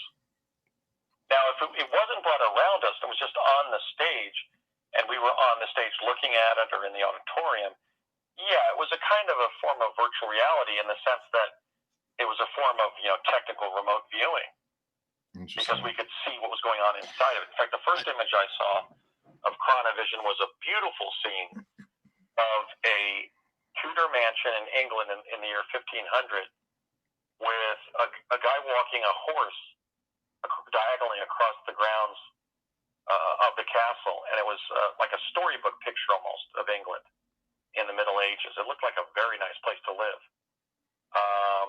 So that's the first image they they showed us because it was such a nice sort of storybook type of, but it was a real image. There were people in fact, one time I was in the chronovisor array when they moved it to Curtis Wright, where the teleporters were, pretty much late in my experiences.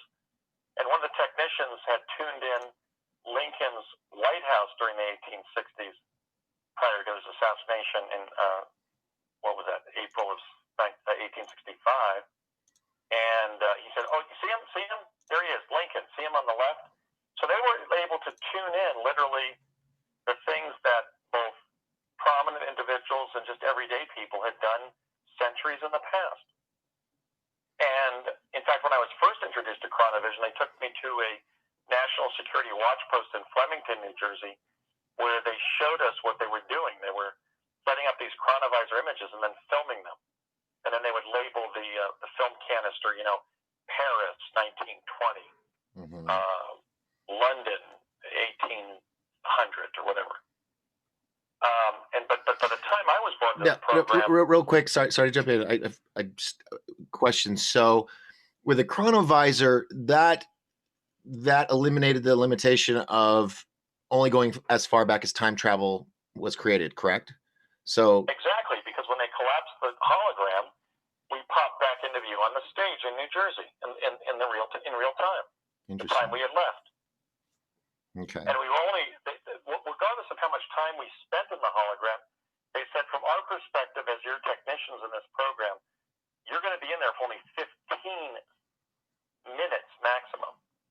But one time I spent 3 days in New York City around the year 1905, living in this god-awful tenement with these people who were protecting me. It was a tough town. So, yeah, we were going to the past and future in the holograms. And we were there. In fact, I wanted to say that it's a bit of a diversion to some of those remarkable things that happened to me while time traveling.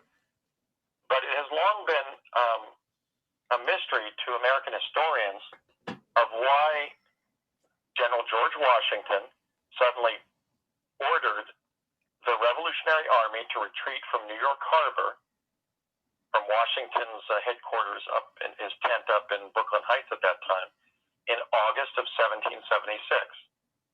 And I'm proud to say that I and another individual in Project Pegasus, who were fourth graders at the time, this was 1970-71, we were sent to Washington's tent in Brooklyn Heights, and we told him that it was a military necessity that he immediately retreat his troops from New York Harbor. And why was that? Washington told that story because he thought we were angels. So it entered American history as, Washington's encounter with angels when he was at Brooklyn Heights and he saved the Revolutionary Army. It wasn't. It was with me and one of the other boys in Project Pegasus.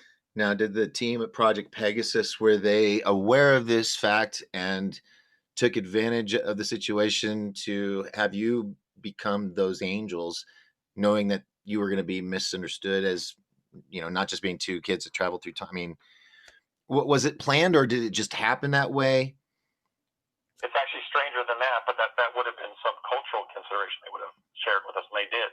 But no, what actually happened was they were trying to compare the lives of prominent people as written, like Jesus of Nazareth, George Washington, Abraham Lincoln, etc. The chronovisor images with what the books, the diaries, the stories told. Because they wanted to see whether for one reason, they wanted to see whether they were tuning in the actual past and future on our timeline, given the existence of multiple timelines. And how do they discern that? How do they know, well, this timeline's different when it could just be just a slight difference? Well, for example, when they sent me to the Lincoln assassination site earlier, actually, than they sent me to Gettysburg, two years early,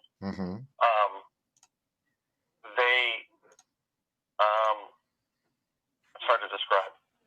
They knew they were dealing with the multiverse because when they sent me to Lincoln's assassination site, the basic event happened, but like if I saw a man walking by talking to a pretty girl, the next time they sent me was the same man talking to that girl, but also her twin sister. Or there was a different kid selling the tickets at the front of Ford's Theater. Slight to get into, differences. or then he was there with his dad. So every time, those 8 times they sent me to the Lincoln assassination site, or some other kid to the Lincoln assassination site, it changed a little bit. But So the outcome, but the outcome was always the same. Yeah, but when they were certain that they had identified the right dimension, what happened was they were studying the life of George Washington, and they tuned it in on his tent in Brooklyn Heights in August of 1776 to see what caused him, if he would say anything, to reveal why he did retreat much of the Revolutionary Army from there. I think we lost about 6,000 guys, mostly from Maryland and Delaware, retreating because the British were just lobbing, cannonballs into that whole group there. And we got a lot of the guys out of there and up to Brooklyn Heights and then up on their way to Manhattan. But anyway, they saw me briefing him because, of course, they were accessing the past. And in the future, I would be sent to the past, you see, by chronovision. So when they realized they had images of me briefing Washington before they had sent me to do so, they knew you had to do the mission. They thought, well, what do we do here? Do we send Andy or do we not? What happens if the past doesn't have him going to tell Washington to retreat from New York Harbor? Will America even exist as a country? Maybe when we don't send Andy there, we'll all suddenly enter a world in which the British won the war, etc. Okay. Yeah, that's a tough one. That's tough to get our minds around, but they were dealing with time travel. So remember, when we time travel, the time traveler is there at the original event. It's not some second happening of the past or future. It's the original event. That's the sine qua non of time travel. That without which, the essential element of time travel. So when they saw me briefing Washington, they wrote down what I was saying, and I had to memorize that to be sent there to give that briefing, which I later did. And Washington was incredible.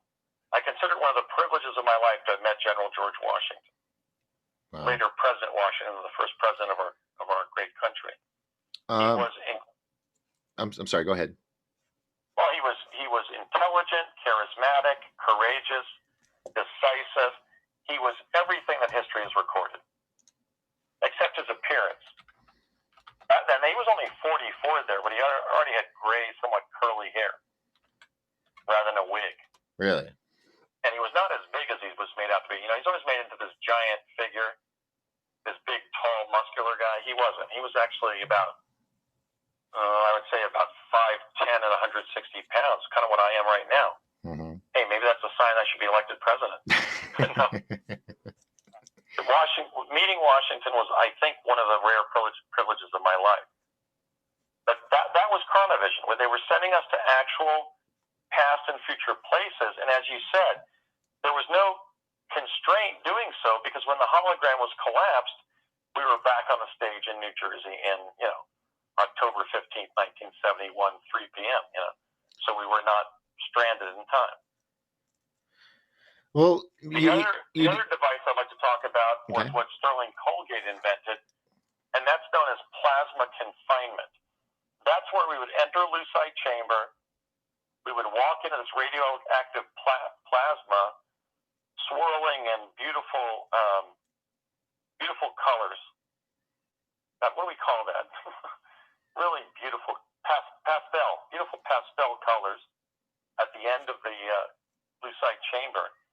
And when we did, we would feel a dropping sensation, and we would go through a cascading dimensional kind of tunnel, kind of like the one depicted in What the Bleep Do We Know? Okay. Remember that documentary, What the Bleep Do We Know? And they show, like, going through time and space? Yeah. That tunnel. Unlike the straight tunnel that we were going through the Tesla teleporter, the plasma confinement chamber would have us kind of be jerked here and there, hither and yon, on this 30 seconds of ups and downs through the quantum plenum in a different type of tunnel, like the one in What the Bleep. So then we would just pop into view, and they put me down in the farmland north of Gettysburg, and I walked into town, about an hour into town. Mm-hmm. And then I had the opportunity to do the same walk in 2013, becoming the first American to revisit an American town after I had first visited it 150 years in the past. Wow. 18. And it was like, did it feel like you had been there before? It was like, or was it awkward with it it being being? emotionally moving experiences of my life, Doc. Wow. Because as I literally hit the three streets there right before you get to the southern periphery of Gettysburg, I was literally walking on the same pavements and looking into the same shop windows as I had as a kid in 1972, having been sent to November 19th of 1863. But it was fall of 2013 when I did so, and I was 52 years old. So the feedback between those three times was just almost overwhelming. You know, I realized I was in 2013. I remembered what I had done in 1972 when I was 10 and a half, or actually it was spring of 72, so I wasn't yet 11. And I was visiting the town as it had existed in 1863, and then walked down to where Lincoln gave the speech site and saw the gravestones of the soldiers and everything that would then be put in there in 1863. And they were all there, and it was just overwhelmingly moving, especially when I put a rose on the grave of the woman who owned that millinery shop where John Lawrence Burns outfitted me with a warm hat and jacket and shoes. That's cool of you. I forget her name right now, but it's in my notes. That's very but cool. I went to her grave in the Evergreen Cemetery there in Gettysburg, where she and her husband are buried, who was actually the city councilman, is the town council president of Gettysburg. And I have their names in my notes. They're escaping me right now. But I put a rose on their grave to memorialize the fact that when they outfitted me with that hat, jacket, and shoes, they were giving away clothes intended for fugitive slaves, because they were, in fact, not only running that shop and directing the town council of Gettysburg, Pennsylvania, but they had made Gettysburg a stop on the Underground Railroad. Nice. And the very Union jackets and the civilian shoes and the hat I was given by John Lawrence Burns were intended for the fugitive slaves that they were helping get north to freedom in the Underground Railroad. Wow. So I was really moved by that when I realized that when she came into the shop and told John Lawrence Burns, "John, what are you doing? Giving away our clothes to this wayfaring strange kid, wayfaring boy. Don't you realize we need these for our slaves?" I couldn't hear that when I went there because I was having this weird distortion. The time was speeding up and slowing down. So I heard sound, I heard voices from them, but I couldn't hear what they were saying. It was too fast or too slow. And I didn't hear what the woman said to John Lawrence Burns, but I'm sure that's what she was saying, because they were, in fact, the station chiefs of the Underground Railroad station in Gettysburg, Pennsylvania. Wow. So that's plasma confinement. And in fact, that's happened to people, by the way, in plasma emissions during earthquakes. Really? People have seen plasma and then reported that they've been temporarily stuck in the past. That was the basis of the Montélimar time slip in France, where the Gibneys and the Simpsons from England went into that French town and stayed at that bed and breakfast in the 1890s. No, I'm not aware of this story. Famous time slip. There were time slips associated with Fukushima. Remember how before Fukushima there was that plasma in the Japanese sky? I remember there was warnings, yeah. I have to go back and check out some stuff, but I know that plasma is being seen in the skies, especially before earthquakes. They're seeing those long tower-looking plasmas. Yeah, if you want to avoid being in a time slip, which is usually temporary anyway, and there is an earthquake, stay indoors. Do not run outside. You can not only be decapitated with glass falling during an earthquake, which is a danger, but you want to stay away from rocks and the ground and hills and mountains and other geological formations So avoid because they may leak California. in the earthquake. So avoid And California. to avoid, yeah, especially Californians, but to avoid time slips because they do happen and Yeah. have happened Wow. Wow. during earthquakes. Yeah. So they had discovered this, and Sterling Colgate had basically modeled this as a device in the laboratory, and that's how I got to Gettysburg. That's how I got to 2010, where I met one of the other kids in the project who is a very famous musician who I will not reveal until I talk to him personally. I was successful in getting one of my friends and allies into his dressing room, but I will reveal who that popular singer was when it was in Pegasus. Nice.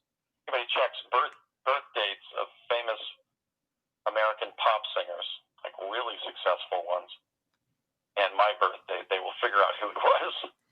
But, well, I do know you told me about the one music superstar that you encountered on one of your adventures in New Mexico. Yeah. One of the most amazing things that happened is that the only adult who, by questioning me, detected that I was teleporting across the country and back during the 4 years I was attached to Project Pegasus was none other than James Douglas Morrison, Jim Morrison of the Doors.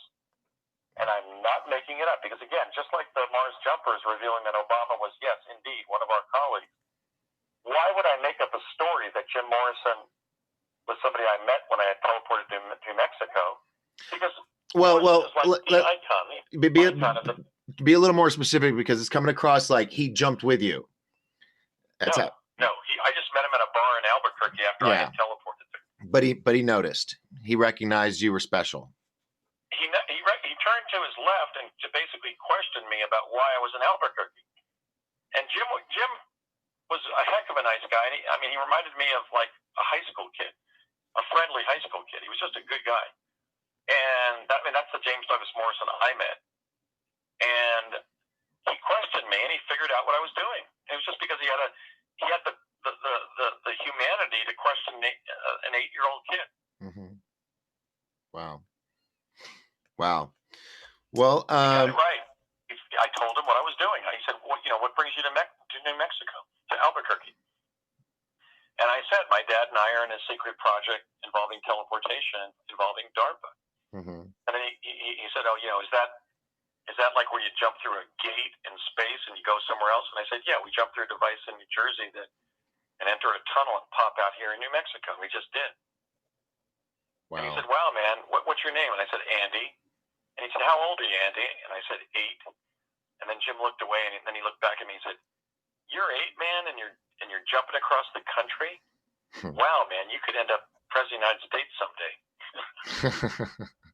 His girlfriend, Pamela Corson, what I was doing. So the story about meeting Morrison is true. I would not have added it to my story as a tall tale. Mm-hmm. You've met one of the pop icons of the 60s, and literally probably the most distinctive baby boomer of a huge generation of baby boomers, at least in America, would hurt the believability of my story, not advance it. But I did, in fact, meet James Douglas Morrison, and it was really a kind of a neat experience because I then later in life became a big Doors fan. So I really feel privileged that I was able to meet Jim when I was just a kid, and he was nice to me, and he found out what I was doing. That's really special to me. It's a special memory. Nice. But the meeting of the pop star I was talking about was one of the 140 kids on Pegasus became a big star in music. A recent star or one maybe in the 80s? You don't have to give the name, of course. I'm just curious. Well, one born within months of me. So, but I don't know if it was a young singer or an older singer. Anyway, not important. You'll tell us eventually.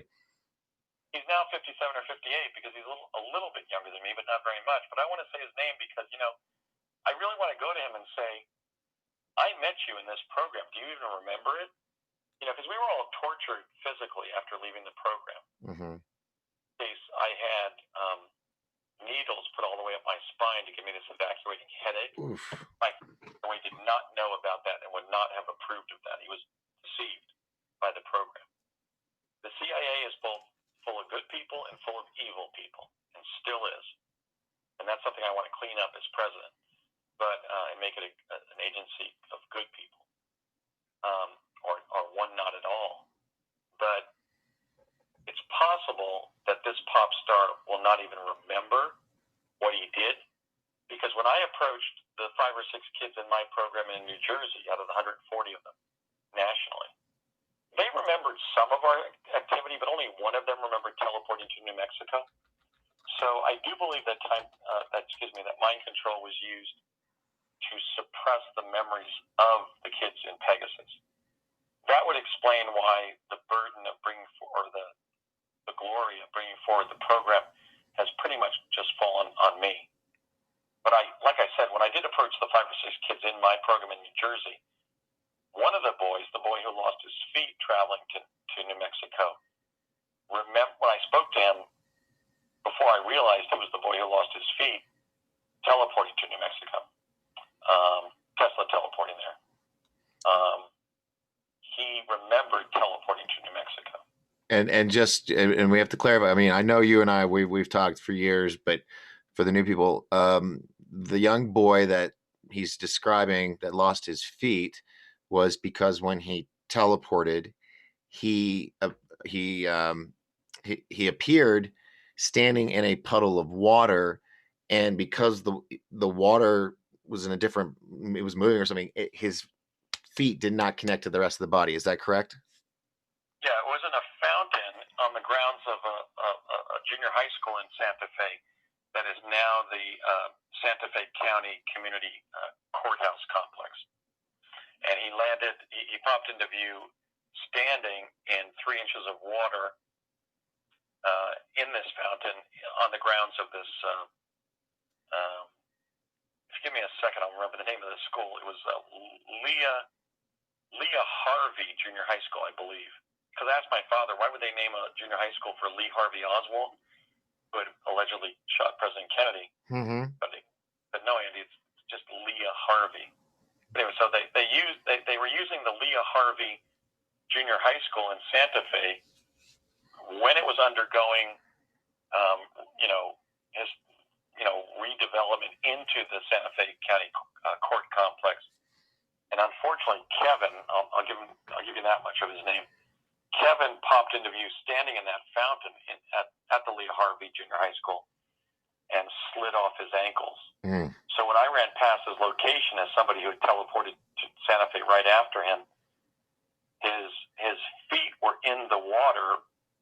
So there was a displacement. Oozing blood and connective tissue and so forth and bone. And he was on the ground screaming, my feet, what am I going to do without any feet? I'm only 9 years old. So I have the birth date of Kevin. He was, in fact, 9 years old. Mm. I've been trying to get him to come forward and call me. I know from his pictures on Facebook that he has artificial legs now, possibly, as well as artificial feet. Mm. I think he's to be commended for serving in the program, and he's like those who served. He paid a heavy price. He was the only child I know, besides a girl who was blinded by the chronovisor image, the light creating from the 8-sided bismuth crystal was so bright that we were trained not to look at it or go blind. I never looked at it, even though I'm now having vision problems. Yeah. They're serious. But I only knew one kid who was injured in any way in the program, and that was the boy who lost his feet. Wow. And I know who he is. I've spoken to 2 of his brothers. I spoke to him in 2005-06 time frame. And at that time, I didn't realize that he was, in fact, the boy who lost his feet. But now I have multiple confirmation of that. Wow. From program participants like Mark DePrimo. Mark was 4 years older than me, but he jumped to New Mexico with me in 1972, and he remembers when that individual lost his feet. Wow. So I've confirmed it through a fellow teleportee. All right. So I would really love for him to come forward if he hears this interview, because he is an American hero. There's no loss of heroism for being injured advancing the cause of humanity and going in reaching a better world, and that's what Project Pegasus was trying to do. Right. I urge Kevin to come forward and begin speaking out about his accident and what he did in the Go ahead. general. Well, let me ask you. I mean, that would be awesome if we could get everybody together. But before we go too far off the topic into the next one, because I know you want to go into the thing about justice, is Right. you can admit, right, that you had a part in history with example the George Washington situation, correct? Correct, I did. Okay. So well, and that's awesome. But what I wanted to ask you is this was in the 70s or 80s when you did that trip? That was in fall of 1970. Okay, 70. All right. So yeah. It is now 2000, and in less than a month or a month away, it's going to be 2020. That's Right. 30 years. No, wait, yes. 70. No. It's going to be yeah, my bad. I got a bunch of numbers here on my paper. So that's a lot of time from you being a part of the pioneers of this technology to what it could be today. I mean, is it possible that they might now have the technology to where you don't have to go into a room, you can have it be a portable system like a cell phone, and then boom, you can teleport or you can chronovise. And if so, which I mean, I would think so because we're humans, we progress. Do you think that these technologies are being used for what is being considered and called the Mandela effect, where people believe something was something, like the Bernstein Bears is spelled differently than it used to be, certain logos are different, or people aren't remembering the same thing because, like, the Mandela effect is named after Nelson Mandela, when some people say he died and some other people say he didn't die till 15 years later, and that he survived prison. So do you think this is that technology that could be causing this Mandela effect? Okay. There's really two questions there. The first is there a handheld device to time travel? Yes. In summer of 1971, Chronovision to the Past involving kids was shut down. I was at the meeting where they announced why they were shutting it down. Mm-hmm. Because every time they sent the same kid or another kid to the same past event, it changed a little bit. Okay? Okay. After that, my father was extremely angry. He was saying, look, Andy, we sent you 8 times to Ford's Theater on the day that Lincoln was shot, April 14th of 1865, and we found that, our American cousin, starring Laura Keene, was there, and the president did get shot each time. But every time it changed a little bit, we learned more about what the past could hold. So it's still a scientific, discovery. It's still scientific information that we can use. He said maybe one time we'll look at the creation of the airplane, and we'll find that Wilbur and Orville Wright had another plane that never got developed. Okay, so after they shut down Chronovision of the Past in summer of 71, my dad took his longtime friend Maria Constancia Chavez, a lifetime resident of Old Town Albuquerque, where she was born on April 28th of 1928, and where she went to her heavenly abode in January of 1981. And Connie was like the mother away from home for me when I was in New Mexico on the project. My father had almost married her in the 50s before meeting my mom, and she was a close personal friend to both my dad and I. In fact, I dedicate my Project Pegasus memoir that I'll be publishing next year, 2020, to my father and Connie Chavez, because they were really the two individuals who were involving me in time travel and protecting me from its risks and downsides, and just dealing with the fact that they were dealing with a 6, 7, 8, 9, 10-year-old kid, not a grown-up, and they knew it, and they were protecting me. So my dad had a handheld device that he set for 40 years in the past, and we went back to 1931 in Old Town Albuquerque, Connie's neighborhood, and not just her hometown, but literally her neighborhood. And we were amazed how it looked like old Tucson. All the streets were unpaved. All the buildings looked like, old Tucson, kind of old West type towns. And my father and Connie actually went into a saloon with me and had beers, and I had a Coke. And she was amazed that this was Old Town Albuquerque in 1931, 3 years after she was born, but could not believe how old it looked, and we couldn't either, being familiar with the new Old Town Albuquerque of 1971. So yes, there was a handheld chronovisor that set up a kind of a bubble around the holder that could have been standardized for like military personnel to be able to, run across a field in France and then jump back and join the Normandy invasion. Oh, I mean, a beach for that, but then participate in the invasion of Germany in 1945.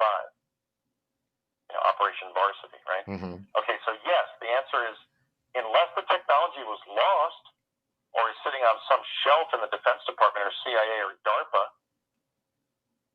for us to still be talking about developing time travel 50 years after a handheld chronovisor existed, by which you could literally walk from 1971 in Old Town Albuquerque to 1931 and drink a beer there and then walk out of it, turn the device off, and find yourself in contemporary Albuquerque is ridiculous. Why hasn't everybody had the joy of doing that? They could even set the devices for safe times and places, like who wants to see, Holland in 1800? Yeah. I was privileged with the opportunity to see that. You couldn't spend. I've often said that mass time travel on mass timelines by mass people would cause mass chaos. You couldn't have that, but there are some forms of time travel that could be adapted. Certainly, the Montauk chair could be. Let's say somebody has lost a child and they're suffering a reactive depression from that. Think of the benefit of sending them 5 years in the future where they've had a beautiful new baby. Mm-hmm. That would give them hope. It'd give them hope, yeah. Give them hope and cure their depression when they realize that just 5 years away was happiness. Mm-hmm. And then when people go through divorces or deaths or disappointments in their careers, I mean, we all go through that. It's hard to get through life without disappointment. Right. Why not allow people at least to access the Montauk chair so they can make, let's say, 3 short visits to their future, 5 years in the future, to see where they're at? And if those futures for that individual were screened right when the person sat down in the chair and they're going to die 5 years in the future, the person administering the chair would not let them go forward. But if they're going to be alive 5 years in the future and their world's going to be better, their life's going to be better, why not give people the right to see that? That's one of the reasons I'm speaking out, is why not adapt time travel so that we can at least use it to help people? And benefit everyone, yeah. Let us imagine just Tesla teleportation in real time without time traveling, but teleporting. We could get, and this has been true since 1970, we could get from London, England to Sydney, Australia, not in 24 hours on a commercial airliner, with all the risk of that, including miscarriages among pregnant women and so forth, and blood clots in everybody, and other dangers of flying or crashing, but we could get them in seconds. I mean, high school kids in California could do their senior prom in Paris and then teleport home and go to bed in their beds. Right. That technology has been available now going on 50 years next year. I believe that the suppression of that is simply wrong. So I do support the declassification and use of Tesla teleportation in real time, and I support a limited form of time travel via Montauk chair. The more sophisticated forms of time travel, if we allowed mass people to do those, would create mass chaos. Let me just give one example. Imagine everybody found out before it was an initial public offering that Microsoft was going to be a It would dilute everything. Wouldn't have value. All the money in the stock market and the economy would flow into Bill Gates' pocket. Mm-hmm. Everybody would go, well, if it's $3 now and it's going to go to 5,000 and split umpty times, I'm going to get it. Okay, so we can't allow mass time travel. I know that might be a big disappointment to people, and they may think that somehow I'm taking the side of the government that exploited me, and I'm not. I'm just analyzing the reality of the disequilibriums that mass time travel would create. It's just simply not tolerable. Yeah. But we do have an interest in developing Tesla teleportation in real time, because if another country or some faction like a terrorist group or some corporation develops it, we could find ourselves answering to those people simply because they possess teleportation. Right. Steal things from us and then just disappear. Mm-hmm. There's a movie called Jumper where a kid's able to do it himself without any device. It's a special gift. And he does this thing where he's like, I'm going to go to Egypt. So he jumps and teleports into a bank, gets what money he needs and teleports out, and then ends up on top of the Sphinx in Egypt or in Paris or wherever. Yeah, there is those bad apples that you have to worry about. So I do get that on why they might hold it, but I don't know. It's I'm kind of on the fence because I understand why they kind of keep it secret from a mass majority of the people. Doc, if you meet a beautiful gal that you love and you want to marry, she has a beautiful spirit, Mm-hmm. and is beautiful to behold, like my fiance, Mm-hmm. Gwen, and it's just wonderful for you. And, what if anybody facing a positive development in their life like that, certainly won't happen between Gwen and I, we're going to be together for life. But let's say somebody was introduced to somebody and they later were going to be divorcing them. If you had time travel, they would know that and they would never get involved. Yeah. And sometimes relationships that we have that end still enrich our lives big time. A number of the women that I was involved with before I met my beloved and the woman I was supposed to be with, that I will soon be marrying, Gwen, nonetheless enriched my life. I know that I grew my soul loving those women and trying to make it work with them. And I would also encourage your listeners to remember that we are all evolving. We are all children of God. We are all souls who are evolving. So don't despair when something bad happens in your life. A relationship ends, or you have some medical problems. Right. Or you have a disappointment in your career. There's a purpose for it. Because we all have souls, and our souls survive. In fact, I'm going to start talking about the past lives that I remember. I know who I was in several of my past lives. I don't think we have the time tonight to discuss that, but I literally remembered who I was, and I've never forgotten. And by the way, regarding Project Pegasus, one of the things we did was be regressed to one of our past lives, so we would know that if we were killed serving in Project Pegasus, that it wouldn't matter. Our soul would still survive, and we'd go on to another existence. Yeah. So the government has known that for over 50 years. And this government pledged in our founding and during our most progressive eras of our history to being literally the fulfillment of the Enlightenment, has concealed that from the American people. The government has concealed the fact that it knows that reincarnation is a reality. In my justice campaign that I hope to lead, those aspects of the truth movement that I'm going to advance are those that go to justice. It is simple justice that as souls, we deserve to know that reincarnation is a reality. Regardless of our religious beliefs, our age, our belief in reincarnation, the U.S. government knows that reincarnation is a reality. I was told that to my face by a U.S. Department of Defense official when I was serving in a U.S. Department of Defense program. And then I was regressed, and I found myself a geology professor during the founding of one of the New England colleges during the colonial period of our history. I don't know what his name was, but I told him what I did. Okay, So past life regression is worth pursuing as a modality of knowing about who we were. Hmm. Doesn't always work, but sometimes it does. And I know several of the individuals that I was, not from past life regression, but from early childhood memories that I remembered my whole life, and I have now found who those men were. One was a Native American chief named Big Otter, and one was a Philadelphia physician named Dr. Thomas Bond, who founded the Pennsylvania Hospital with Benjamin Franklin. Curiously, or interestingly, he also visited Washington in the field during his lifetime, which began in 1712. I was Dr. Thomas Bond. As a candidate for president, I'm going to reveal that. I don't care if it costs me the election. The American people and the people of the world, whether they be Catholics or Jews or Hindus or Buddhists or Jains or Zoroastrians or Muslims or whatever, or non-believers of,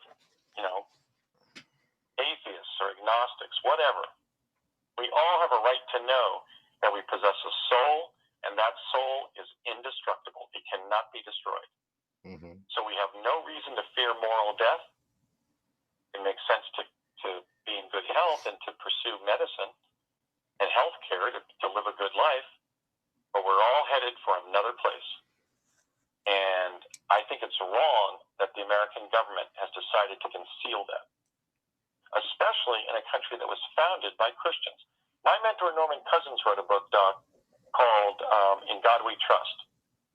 And it proves that except for Benjamin Franklin, all of the founders were Christians. They were Bible-believing Christians. In fact, we're going to have Thanksgiving on Thursday. Yep. George Washington founded Thanksgiving as a Christian secular sacrament. When you read his Thanksgiving proclamation, you see that Washington wanted to thank Almighty God for America being created. Thanksgiving was started by George Washington, President George Washington, in a kind of secular holiday, a secular holy day of thanks to Almighty God and to who he accepted as his Lord and Savior, which was Jesus Christ. That's the true history of our founding. Hmm. And the brilliance and the independence and the fairness, the sense of justice to make us a polytheistic country where everybody would be able to be free under the First Amendment to practice their own religion. And as I said, as a result, my life has been enriched by friends and allies and colleagues of every religion on earth in this great country. I've learned something from everybody that I've worked with who's been of a different religion than I, from their religions. Hmm. And so that's the true legacy of America. It was founded by Christians, but as a polytheistic country. And we shouldn't lose sight of that. True. There's no reason to be talking, for example, and bad-mouthing Muslims, because the majority of Muslims, 80% of them, are not jihadists. Right. Correct. That is the misconception. But it's like almost at a prejudice level, just because of their race, they're associated with the bad element, the bad apples. Right. I mean, I'm a Roman Catholic. I'm not currently practicing, but I was confirmed and grew up as a Catholic, and I identify with certain aspects of Catholic theology because I find them formative and constructive. But I'm not intolerant of certain things that Catholicism is. Mm.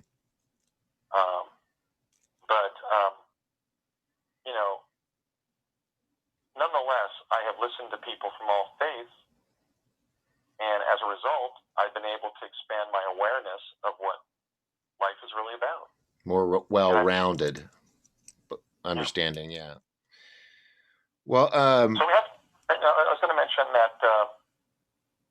What was it? Well, we can move on when I talk about the 4 legal cases I want to talk about. Correct. We're gonna have about maybe like 10 minutes on each of those.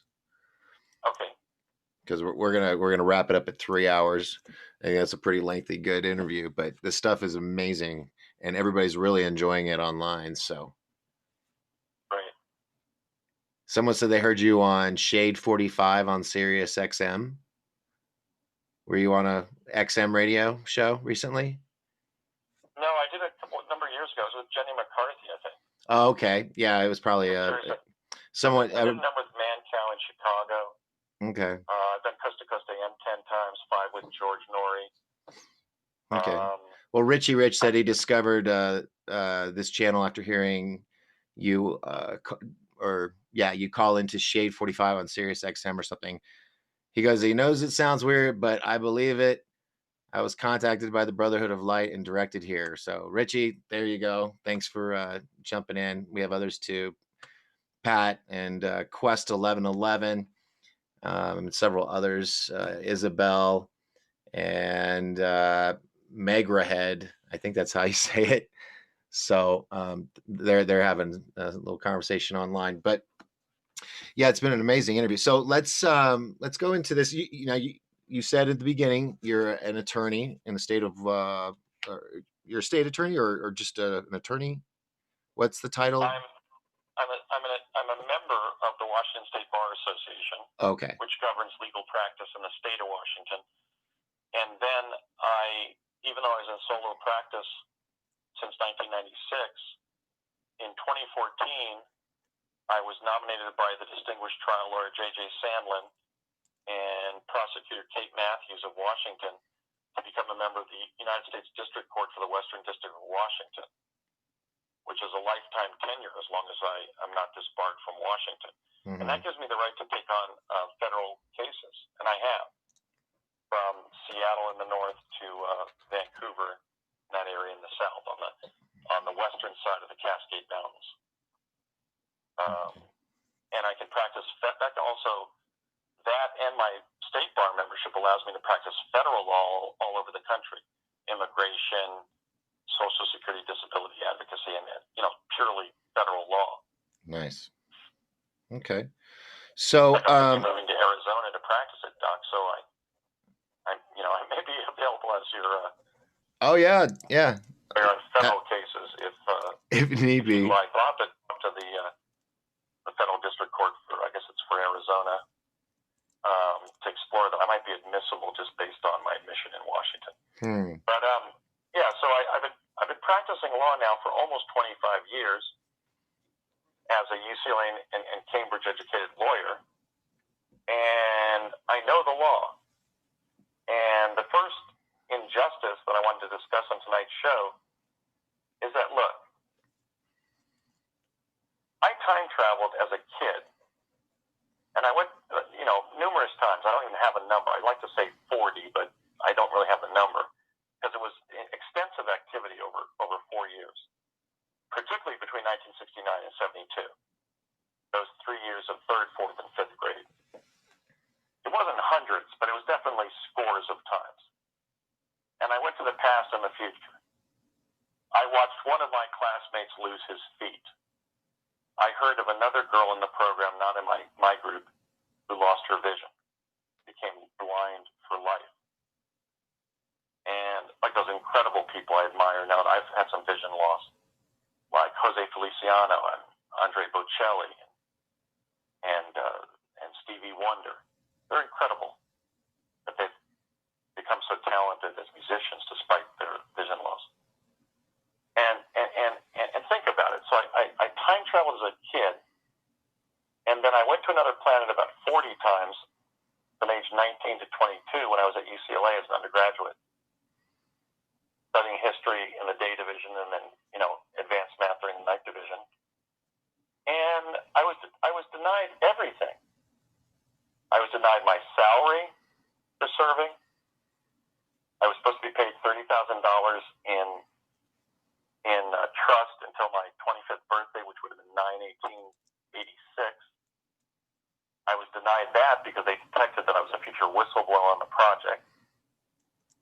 And then when I served going to Mars, all of us, not just me, but all of the Mars jumpers, and like I said, William Whitecross said that there was as many as 1,500 of us on Mars at the same time. Wow.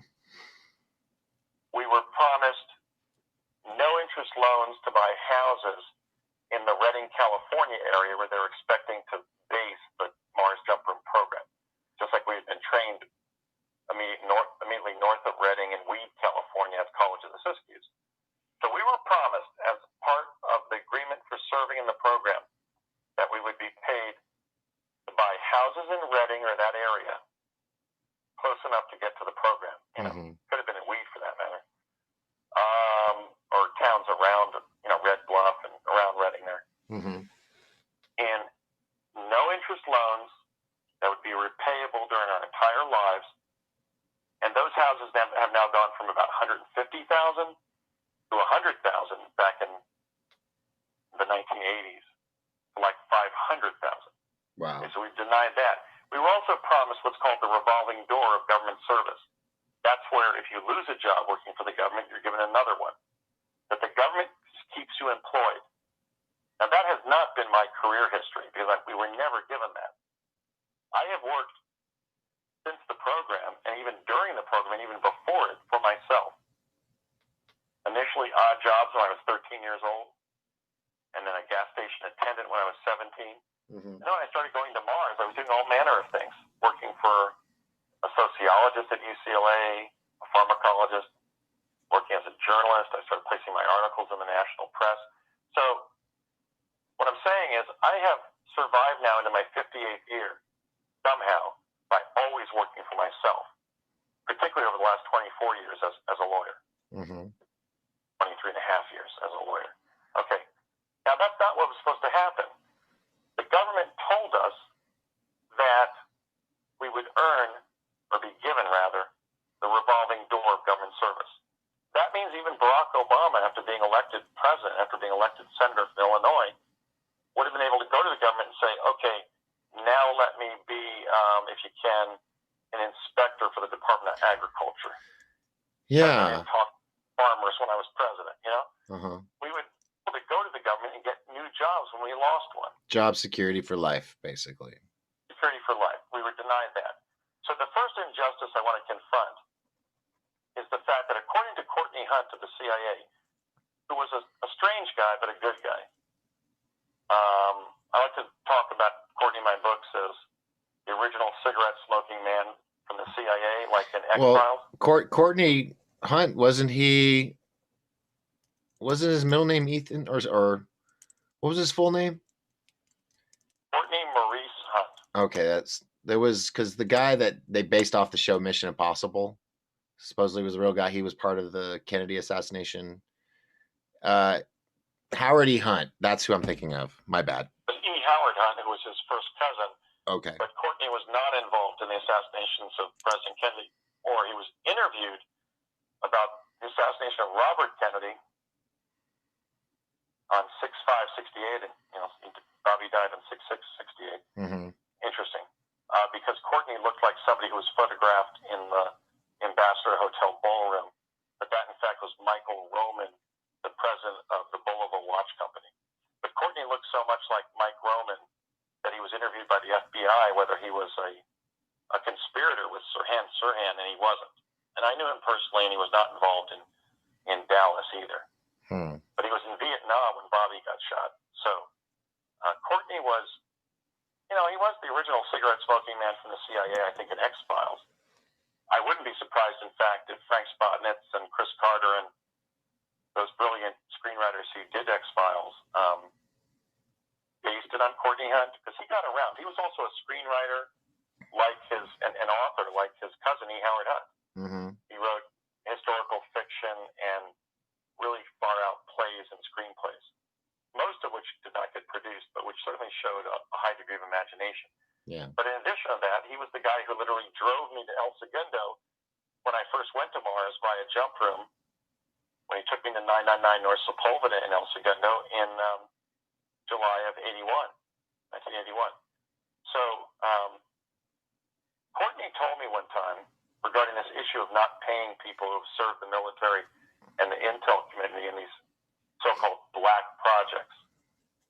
I like to call them classified defense-related research and development programs. That's the terminology that my father used. Courtney said there are 50,000 Americans who were treated like I was. 50,000. He said that if the settlements went to trial, the United States government. Wow.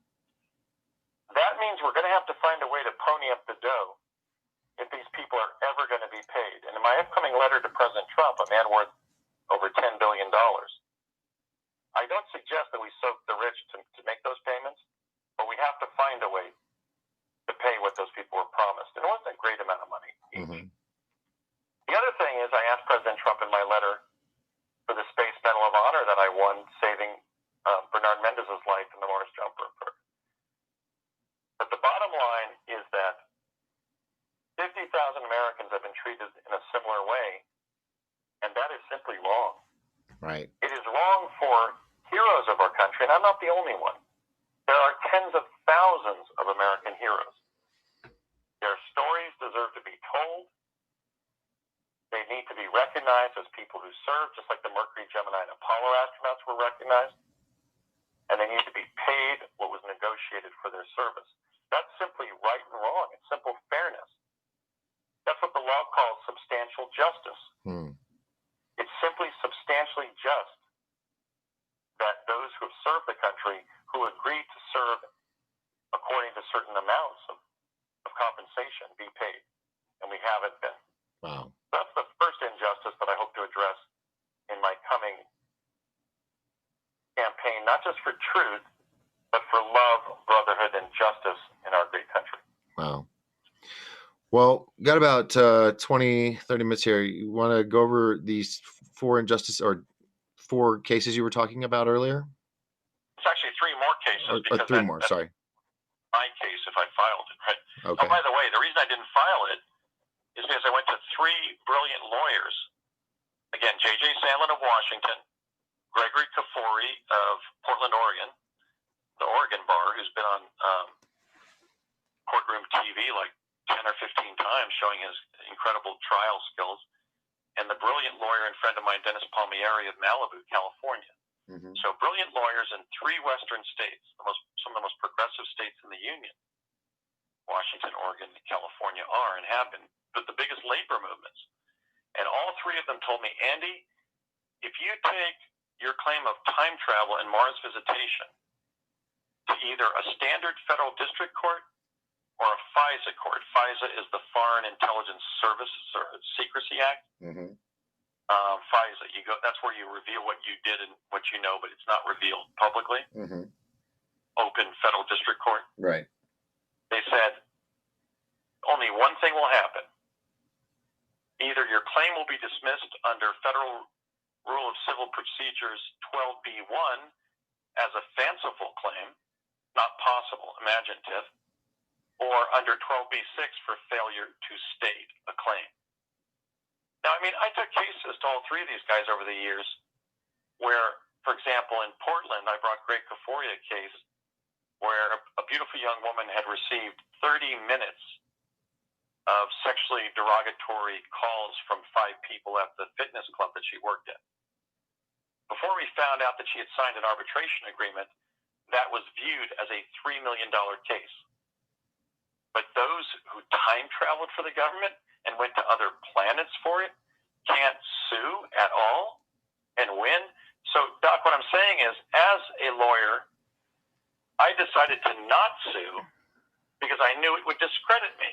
Because what's going on in our country that's a condign injustice is the judiciary, the courts, both state and federal, and probably even local, but state and federal courts and lawyers themselves are participating largely in a cover-up of that which the military and the intelligence community does not want litigated. I have essentially no rights, no civil rights, as somebody who served the country for 8 years because of that. Wow. They are dismissing these kind of claims as fanciful under B1, the 12b-1, or as failure to state a claim under 12b-6. That's simply a technicality. It's not just.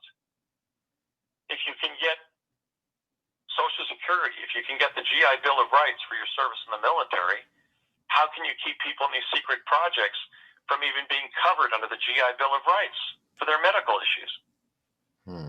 I had to spend a year getting Medi-Cal because I wasn't working as a lawyer because I had lost my vision and had heart and kidney issues from the projects that I served in, and yet I could not be covered under the GI Bill of Rights because the fact that I had been listed as a Navy officer when I was serving was a secret. So, round and around the mulberry bush we go. The bottom line is that America needs to pay those who have served it. And I am one of them, big time. And I've been the most outspoken, and I've talked to the most TV and radio broadcasters. I've started talking in 2004, and I have not given up. I've had an interview practically every week since October of 2004. Wow. Because this needs to be corrected. So that's case number one, is my own. Wow. Are you there? Yeah. Oh. Yeah. Thought I lost you there for a second. Yeah. So they all three of them told me that. They said, Andy, forget it. Your case will not be heard in America.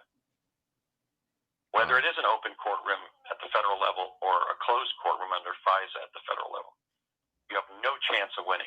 So they said, in fact, you will harm your desire to get this information known because you'll have a negative outcome by a federal court. People say, oh, yeah, when he took his case in the federal court, he lost. And people lose because they're covering up what the intel community and the military is doing. That's wrong. Yeah. That's a total abusive process. It's a total denial of both substantive and procedural due process under the Fifth Amendment as extended to the states under the 14th. So anyway, that's case number one. Okay. And then the next one? The next one is a case that I personally witnessed. I had a dear friend, she shall remain nameless, to supplement my law firm's income. I worked with her in a financial services capacity in Portland, Oregon, across the river from my office in Vancouver, Washington. And she was an incredibly gracious employer. She was hiring at that time 4 full-time employees and 14 telemarketers. I don't want to reveal her name because I don't want to hurt her current profession. No, you don't have to do that. She did nothing wrong. But what happened was we were going from an elite club in Portland, Oregon to an elite hotel that her late husband had once owned to listen to jazz after a Christmas dinner. Several days before Christmas, quite a number of years ago, over 10 years ago. And the Portland police arrested a member of our dinner party. He had a name that they confused with somebody who was wanted on a concealed weapons charge.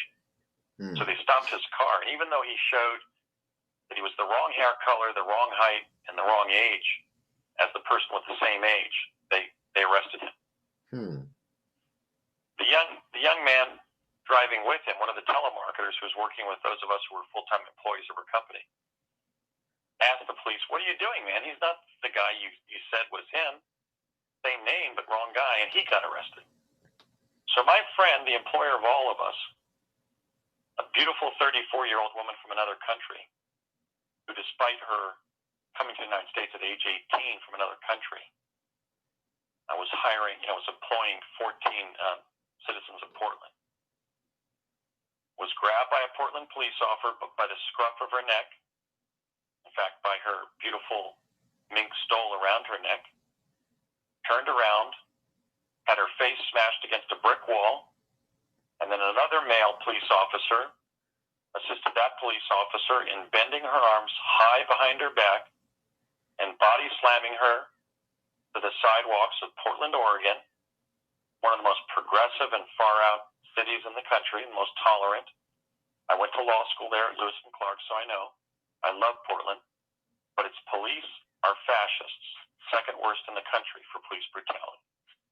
They slammed this beautiful 34-year-old woman who could have been pregnant at her age into the pavement and broke her nose on the pavement. They then picked her up and brutally handcuffed her so that her arms were far behind her back and walked her down to a police car hundreds of feet away. Mm. Doc, I was so disturbed what I had witnessed because I was 5 feet away from this dear friend and employer of mine as she was being beat up by the Portland police that I literally had an out-of-body experience. I went up about 20 feet out of body, just as I did when I was being molested as a 5-year-old in Project Pegasus. And I talk about that in my book. But I don't talk about this incident because it had nothing to do with my time travel experiences and everything to do with my practice of law and my desire to learn more about finance. Mm-hmm. Because money is something that everybody deals with. I mean, Black Americans in this country are not getting justice from the criminal justice system because they can't afford the best lawyers because of income levels. Money is affecting everybody's lives. So I studied finance by taking this job with this beautiful, dynamic woman when I was introduced to her by a mutual friend. Now, she was sent to prison on 4 charges. They were misdemeanors, but they were serious charges that could have involved a year in prison and a significant fine. Mm-hmm. Now, this was a woman who simply asked the police, "What are you doing? Why are you arresting my employees? We just had our Christmas dinner, and we're going over to this wonderful hotel right next to this location right here to listen to jazz. Right. What are you doing?" And the cop wouldn't even give his name before smashing this woman's face against the wall on the sidewalk. So I spent a lot of time in Portland that night, and I vowed to represent this woman in the 4 bogus charges that were made against her. Wow. And this goes to the second justice issue that I wanted to discuss tonight. All over the United States, as pioneered in Portland, Oregon,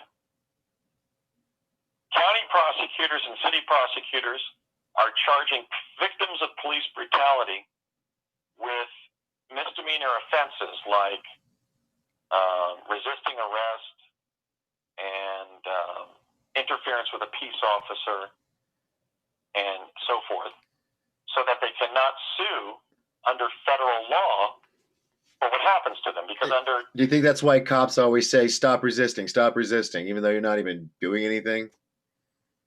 Exactly. It's their loophole. Yeah, because under, I'm trying to think of it, I think it's 42 U.S.C. 1983, if I'm not mistaken, a so-called federal tort claim or Bivens action. That was the signal case in that, the landmark case in that doctrine. All Americans, and let me actually inform your listenership, all Americans have the right at the federal level to sue under federal law for the deprivation of civil liberties by any government official operating under color of authority. That includes local, state, and federal officials. Mm. That is a Bivens action. Now, what happened after Bivens was passed by the Supreme Court, with actually a lot of liberal judges like William Brennan on the court at that time, from my home state of New Jersey at that. I'm proud of Justice Brennan. He was a good man. What happened was the states figured out, okay, with their counties and cities, if we charge somebody who's a victim of police brutality and would otherwise be able to sue under Bivens, under 42 U.S.C. 1983, and get substantial monetary reward for doing so, damages, then let's charge them with crimes so they can't. And this is a massive scandal in America right now. And I witnessed it firsthand. I was right in it. Now, because I was 5 feet away from the cops beating of this woman, not beating, it was a lethal assault by the wonderful police in Portland who are basically hired thugs rather than honorable peace officers. They are thugs in Portland. I would advise anybody to be careful in Portland that they're not abused by the Portland police. But anyway, after she was tried of these 4 bogus crimes that had no basis in what happened, I had had multiple years in the law at that point, and I witnessed, my vision was still perfect at that time, and I witnessed exactly what happened. She did nothing wrong. Nothing. So they charged her with 4 crimes. She was convicted of 2 of them. When she then sued under 42 U.S. 1983 to get damages for her beating, in which she lost her business, all of her employees, her income, her house in beautiful Portland, Oregon, very nice house. I visited a couple times, quite a few times. Her health, her youth, and took years to get back on her feet. And I've helped her do that, just as I helped her testify in the criminal trial to get her acquitted. And then I then testified in the civil case to get her damages. In the criminal case, I was accused of being the worst of the worst by a prosecutor in Portland who didn't even tell the jury who I was. But I was a lawyer of many years' experience in Washington at the federal and state level. Back then I was just in the state level. That I was the 280th American since 1428 to graduate from Magdalen College, Cambridge. But I was a protege of Norman Cousins, one of our greatest humanitarian writers of the 20th century. That I did write for Captain Jacques Cousteau when I was 24 years old. You know? He didn't tell the jury anything except that I was, quote, the worst of the worst. So anyway, she ended up being denied any recovery from the federal government. Why? Because the federal judge in that case, I won't say who she was, but she was a Clinton appointee, appointed by a Democratic president. She had grown up in Portland, was a member of my law school. She went to my law school and was a member of the Multnomah County Bar Association, which, you know, governs Portland. And she ruled that revealing the truth about the cop who beat up this young woman would be more prejudicial than probative. It would tend to prejudice the case rather than prove it. Now, what did we know about that cop? And I know this is almost unbelievable. The cop who beat up my friend and employer that year had put 8 members of the Portland citizenry in the hospital. He put 8 Portlanders in the hospital, and during his career had 33 citizen complaints for police brutality, and he had killed an innocent man with his revolver. So here's a cop in Portland, a progressive city, a largely democratic city, a city that had one of the finest labor movements in the country, that was largely founded by veterans of the Civil War from the Union, like my great-great-great-grandfather, August Borneman. Some of the great-great-grandfathers and grandfathers of some of my classmates at Lewis and Clark, and should be run as a Union city, not some stronghold of the Old South. But this woman was denied any recovery for being almost beaten to death by the Portland police, because the fact that this cop had put 8 Portlanders in the hospital that year and 33 citizen complaints during his career was deemed prejudicial by the judge. Well, wait a minute. If that had been a harassment case and a divorce case where a husband had beaten his wife eight times, or not, put her in the hospital 8 times and beaten her 33 times, where she complained to the cops 33 times, or a dog bite case where a dog had bitten and put 8 Portlanders in the hospital and had 33 citizen complaints for dog bite before it was put down as a canine, those would have come in at the state or federal level. But because this woman was born in another country, because she was from the Portland elite in a democratic city, perhaps because she was a Republican, perhaps because she had an accent, perhaps because the Portland federal judges are engaged in a conspiracy to deny substantial justice by the federal court system whenever the brutality of the Portland police is implicated. She did not receive any kind of recovery, despite the fact that I was available as a distinguished member of the bar in the state next to Oregon, Washington, to say, wait a minute, this was a wanton attack upon a beautiful 34-year-old woman who could have been pregnant, who did nothing. Right. This was fascism. And yet I was never adequately questioned by either her criminal lawyer, who was a former president of the Oregon Bar Association, or by the federal judge, who was a Clinton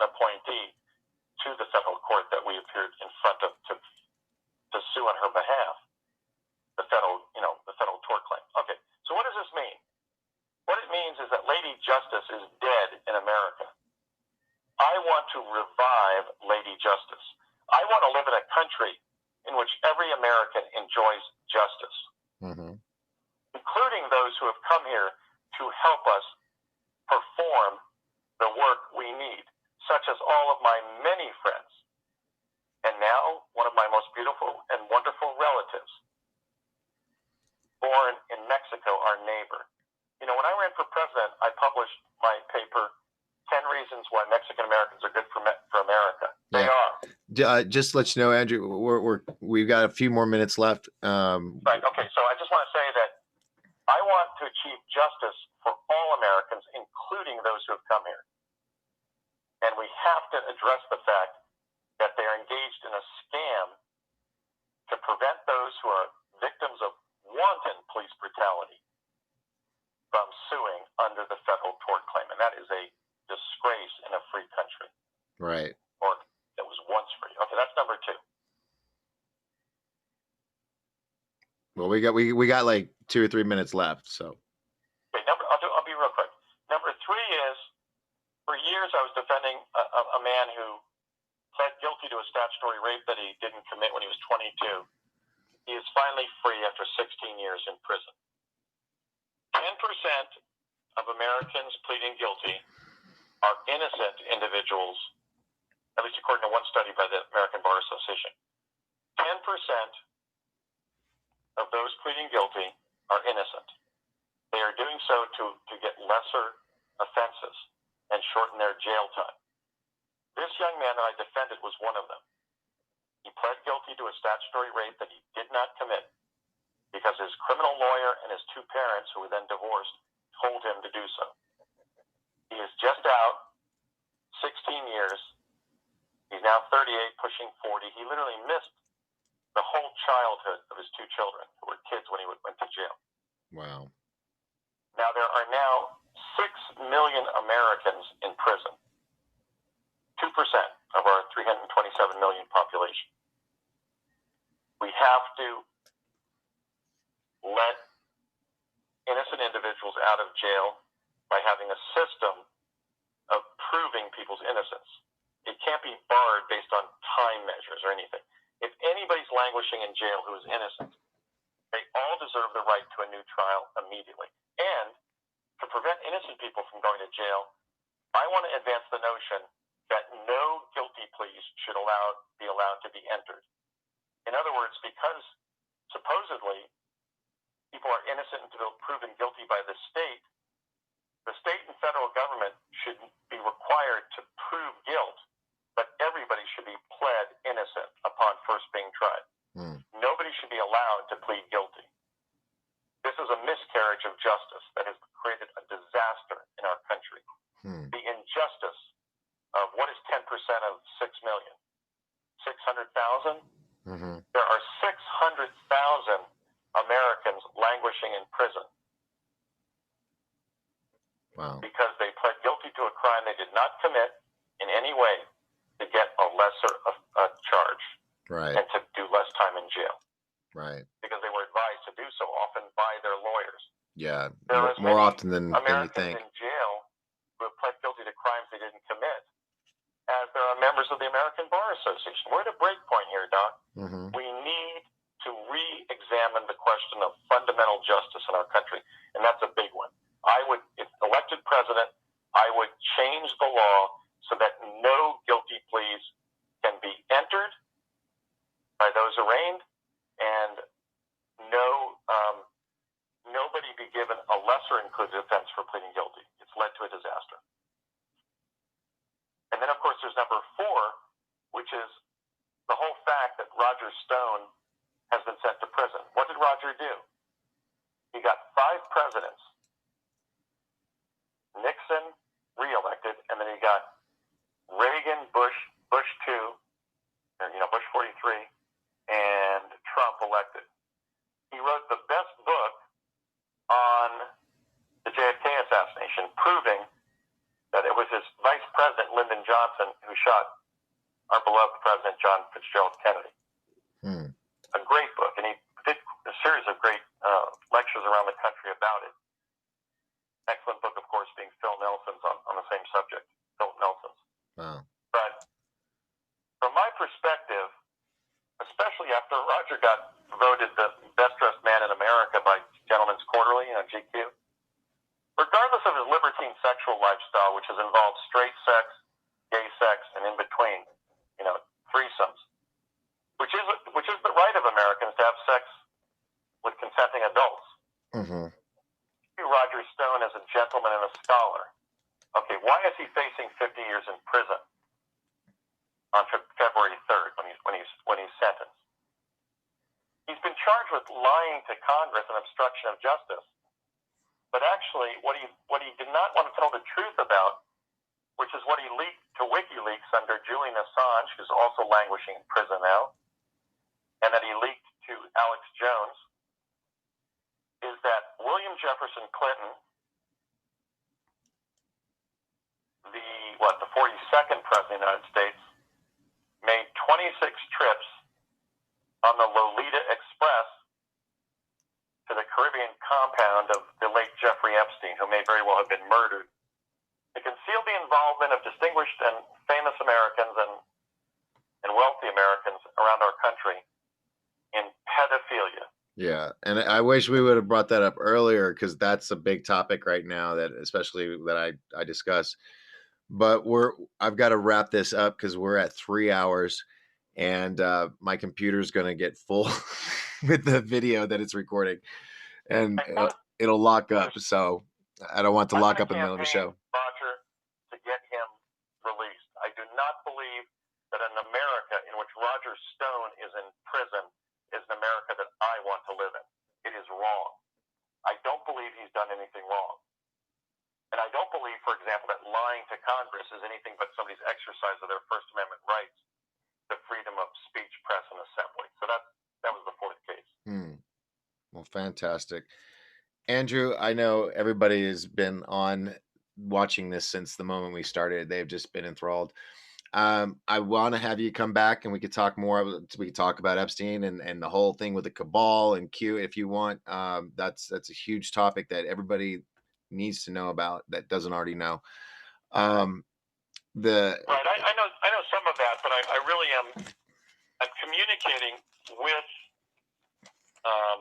not yet with Roger, but with a friend of his to take his cause on as a cause celeb rather than as a legal case, because I'm dealing with my own health issues now. But I have the power to really get going on this campaign for justice. So I'll be communicating with Roger, hopefully, in the next several weeks. Okay. And I want to lead the effort to get him released if he is, in fact, convicted. Well, he's been convicted, but if he is charged with prison time when he's sentenced on February 3rd. So I haven't yet spoken with Roger Stone, but I will be taking on his case as an activist lawyer, writing about it and urging others to press for the freeing of Roger Stone. He should not be jailed. Awesome. He should not be imprisoned. He is a remarkable American in terms of what he's accomplished during his life. And like Theodore Roosevelt said, let me leave you with this idea, Doc, because you exemplified as well. And that is that to be a true American is to be in the arena, Theodore Roosevelt once said. Mm-hmm. And you've been that in your life and will be in the future. And I've tried to be, and so has Roger Stone.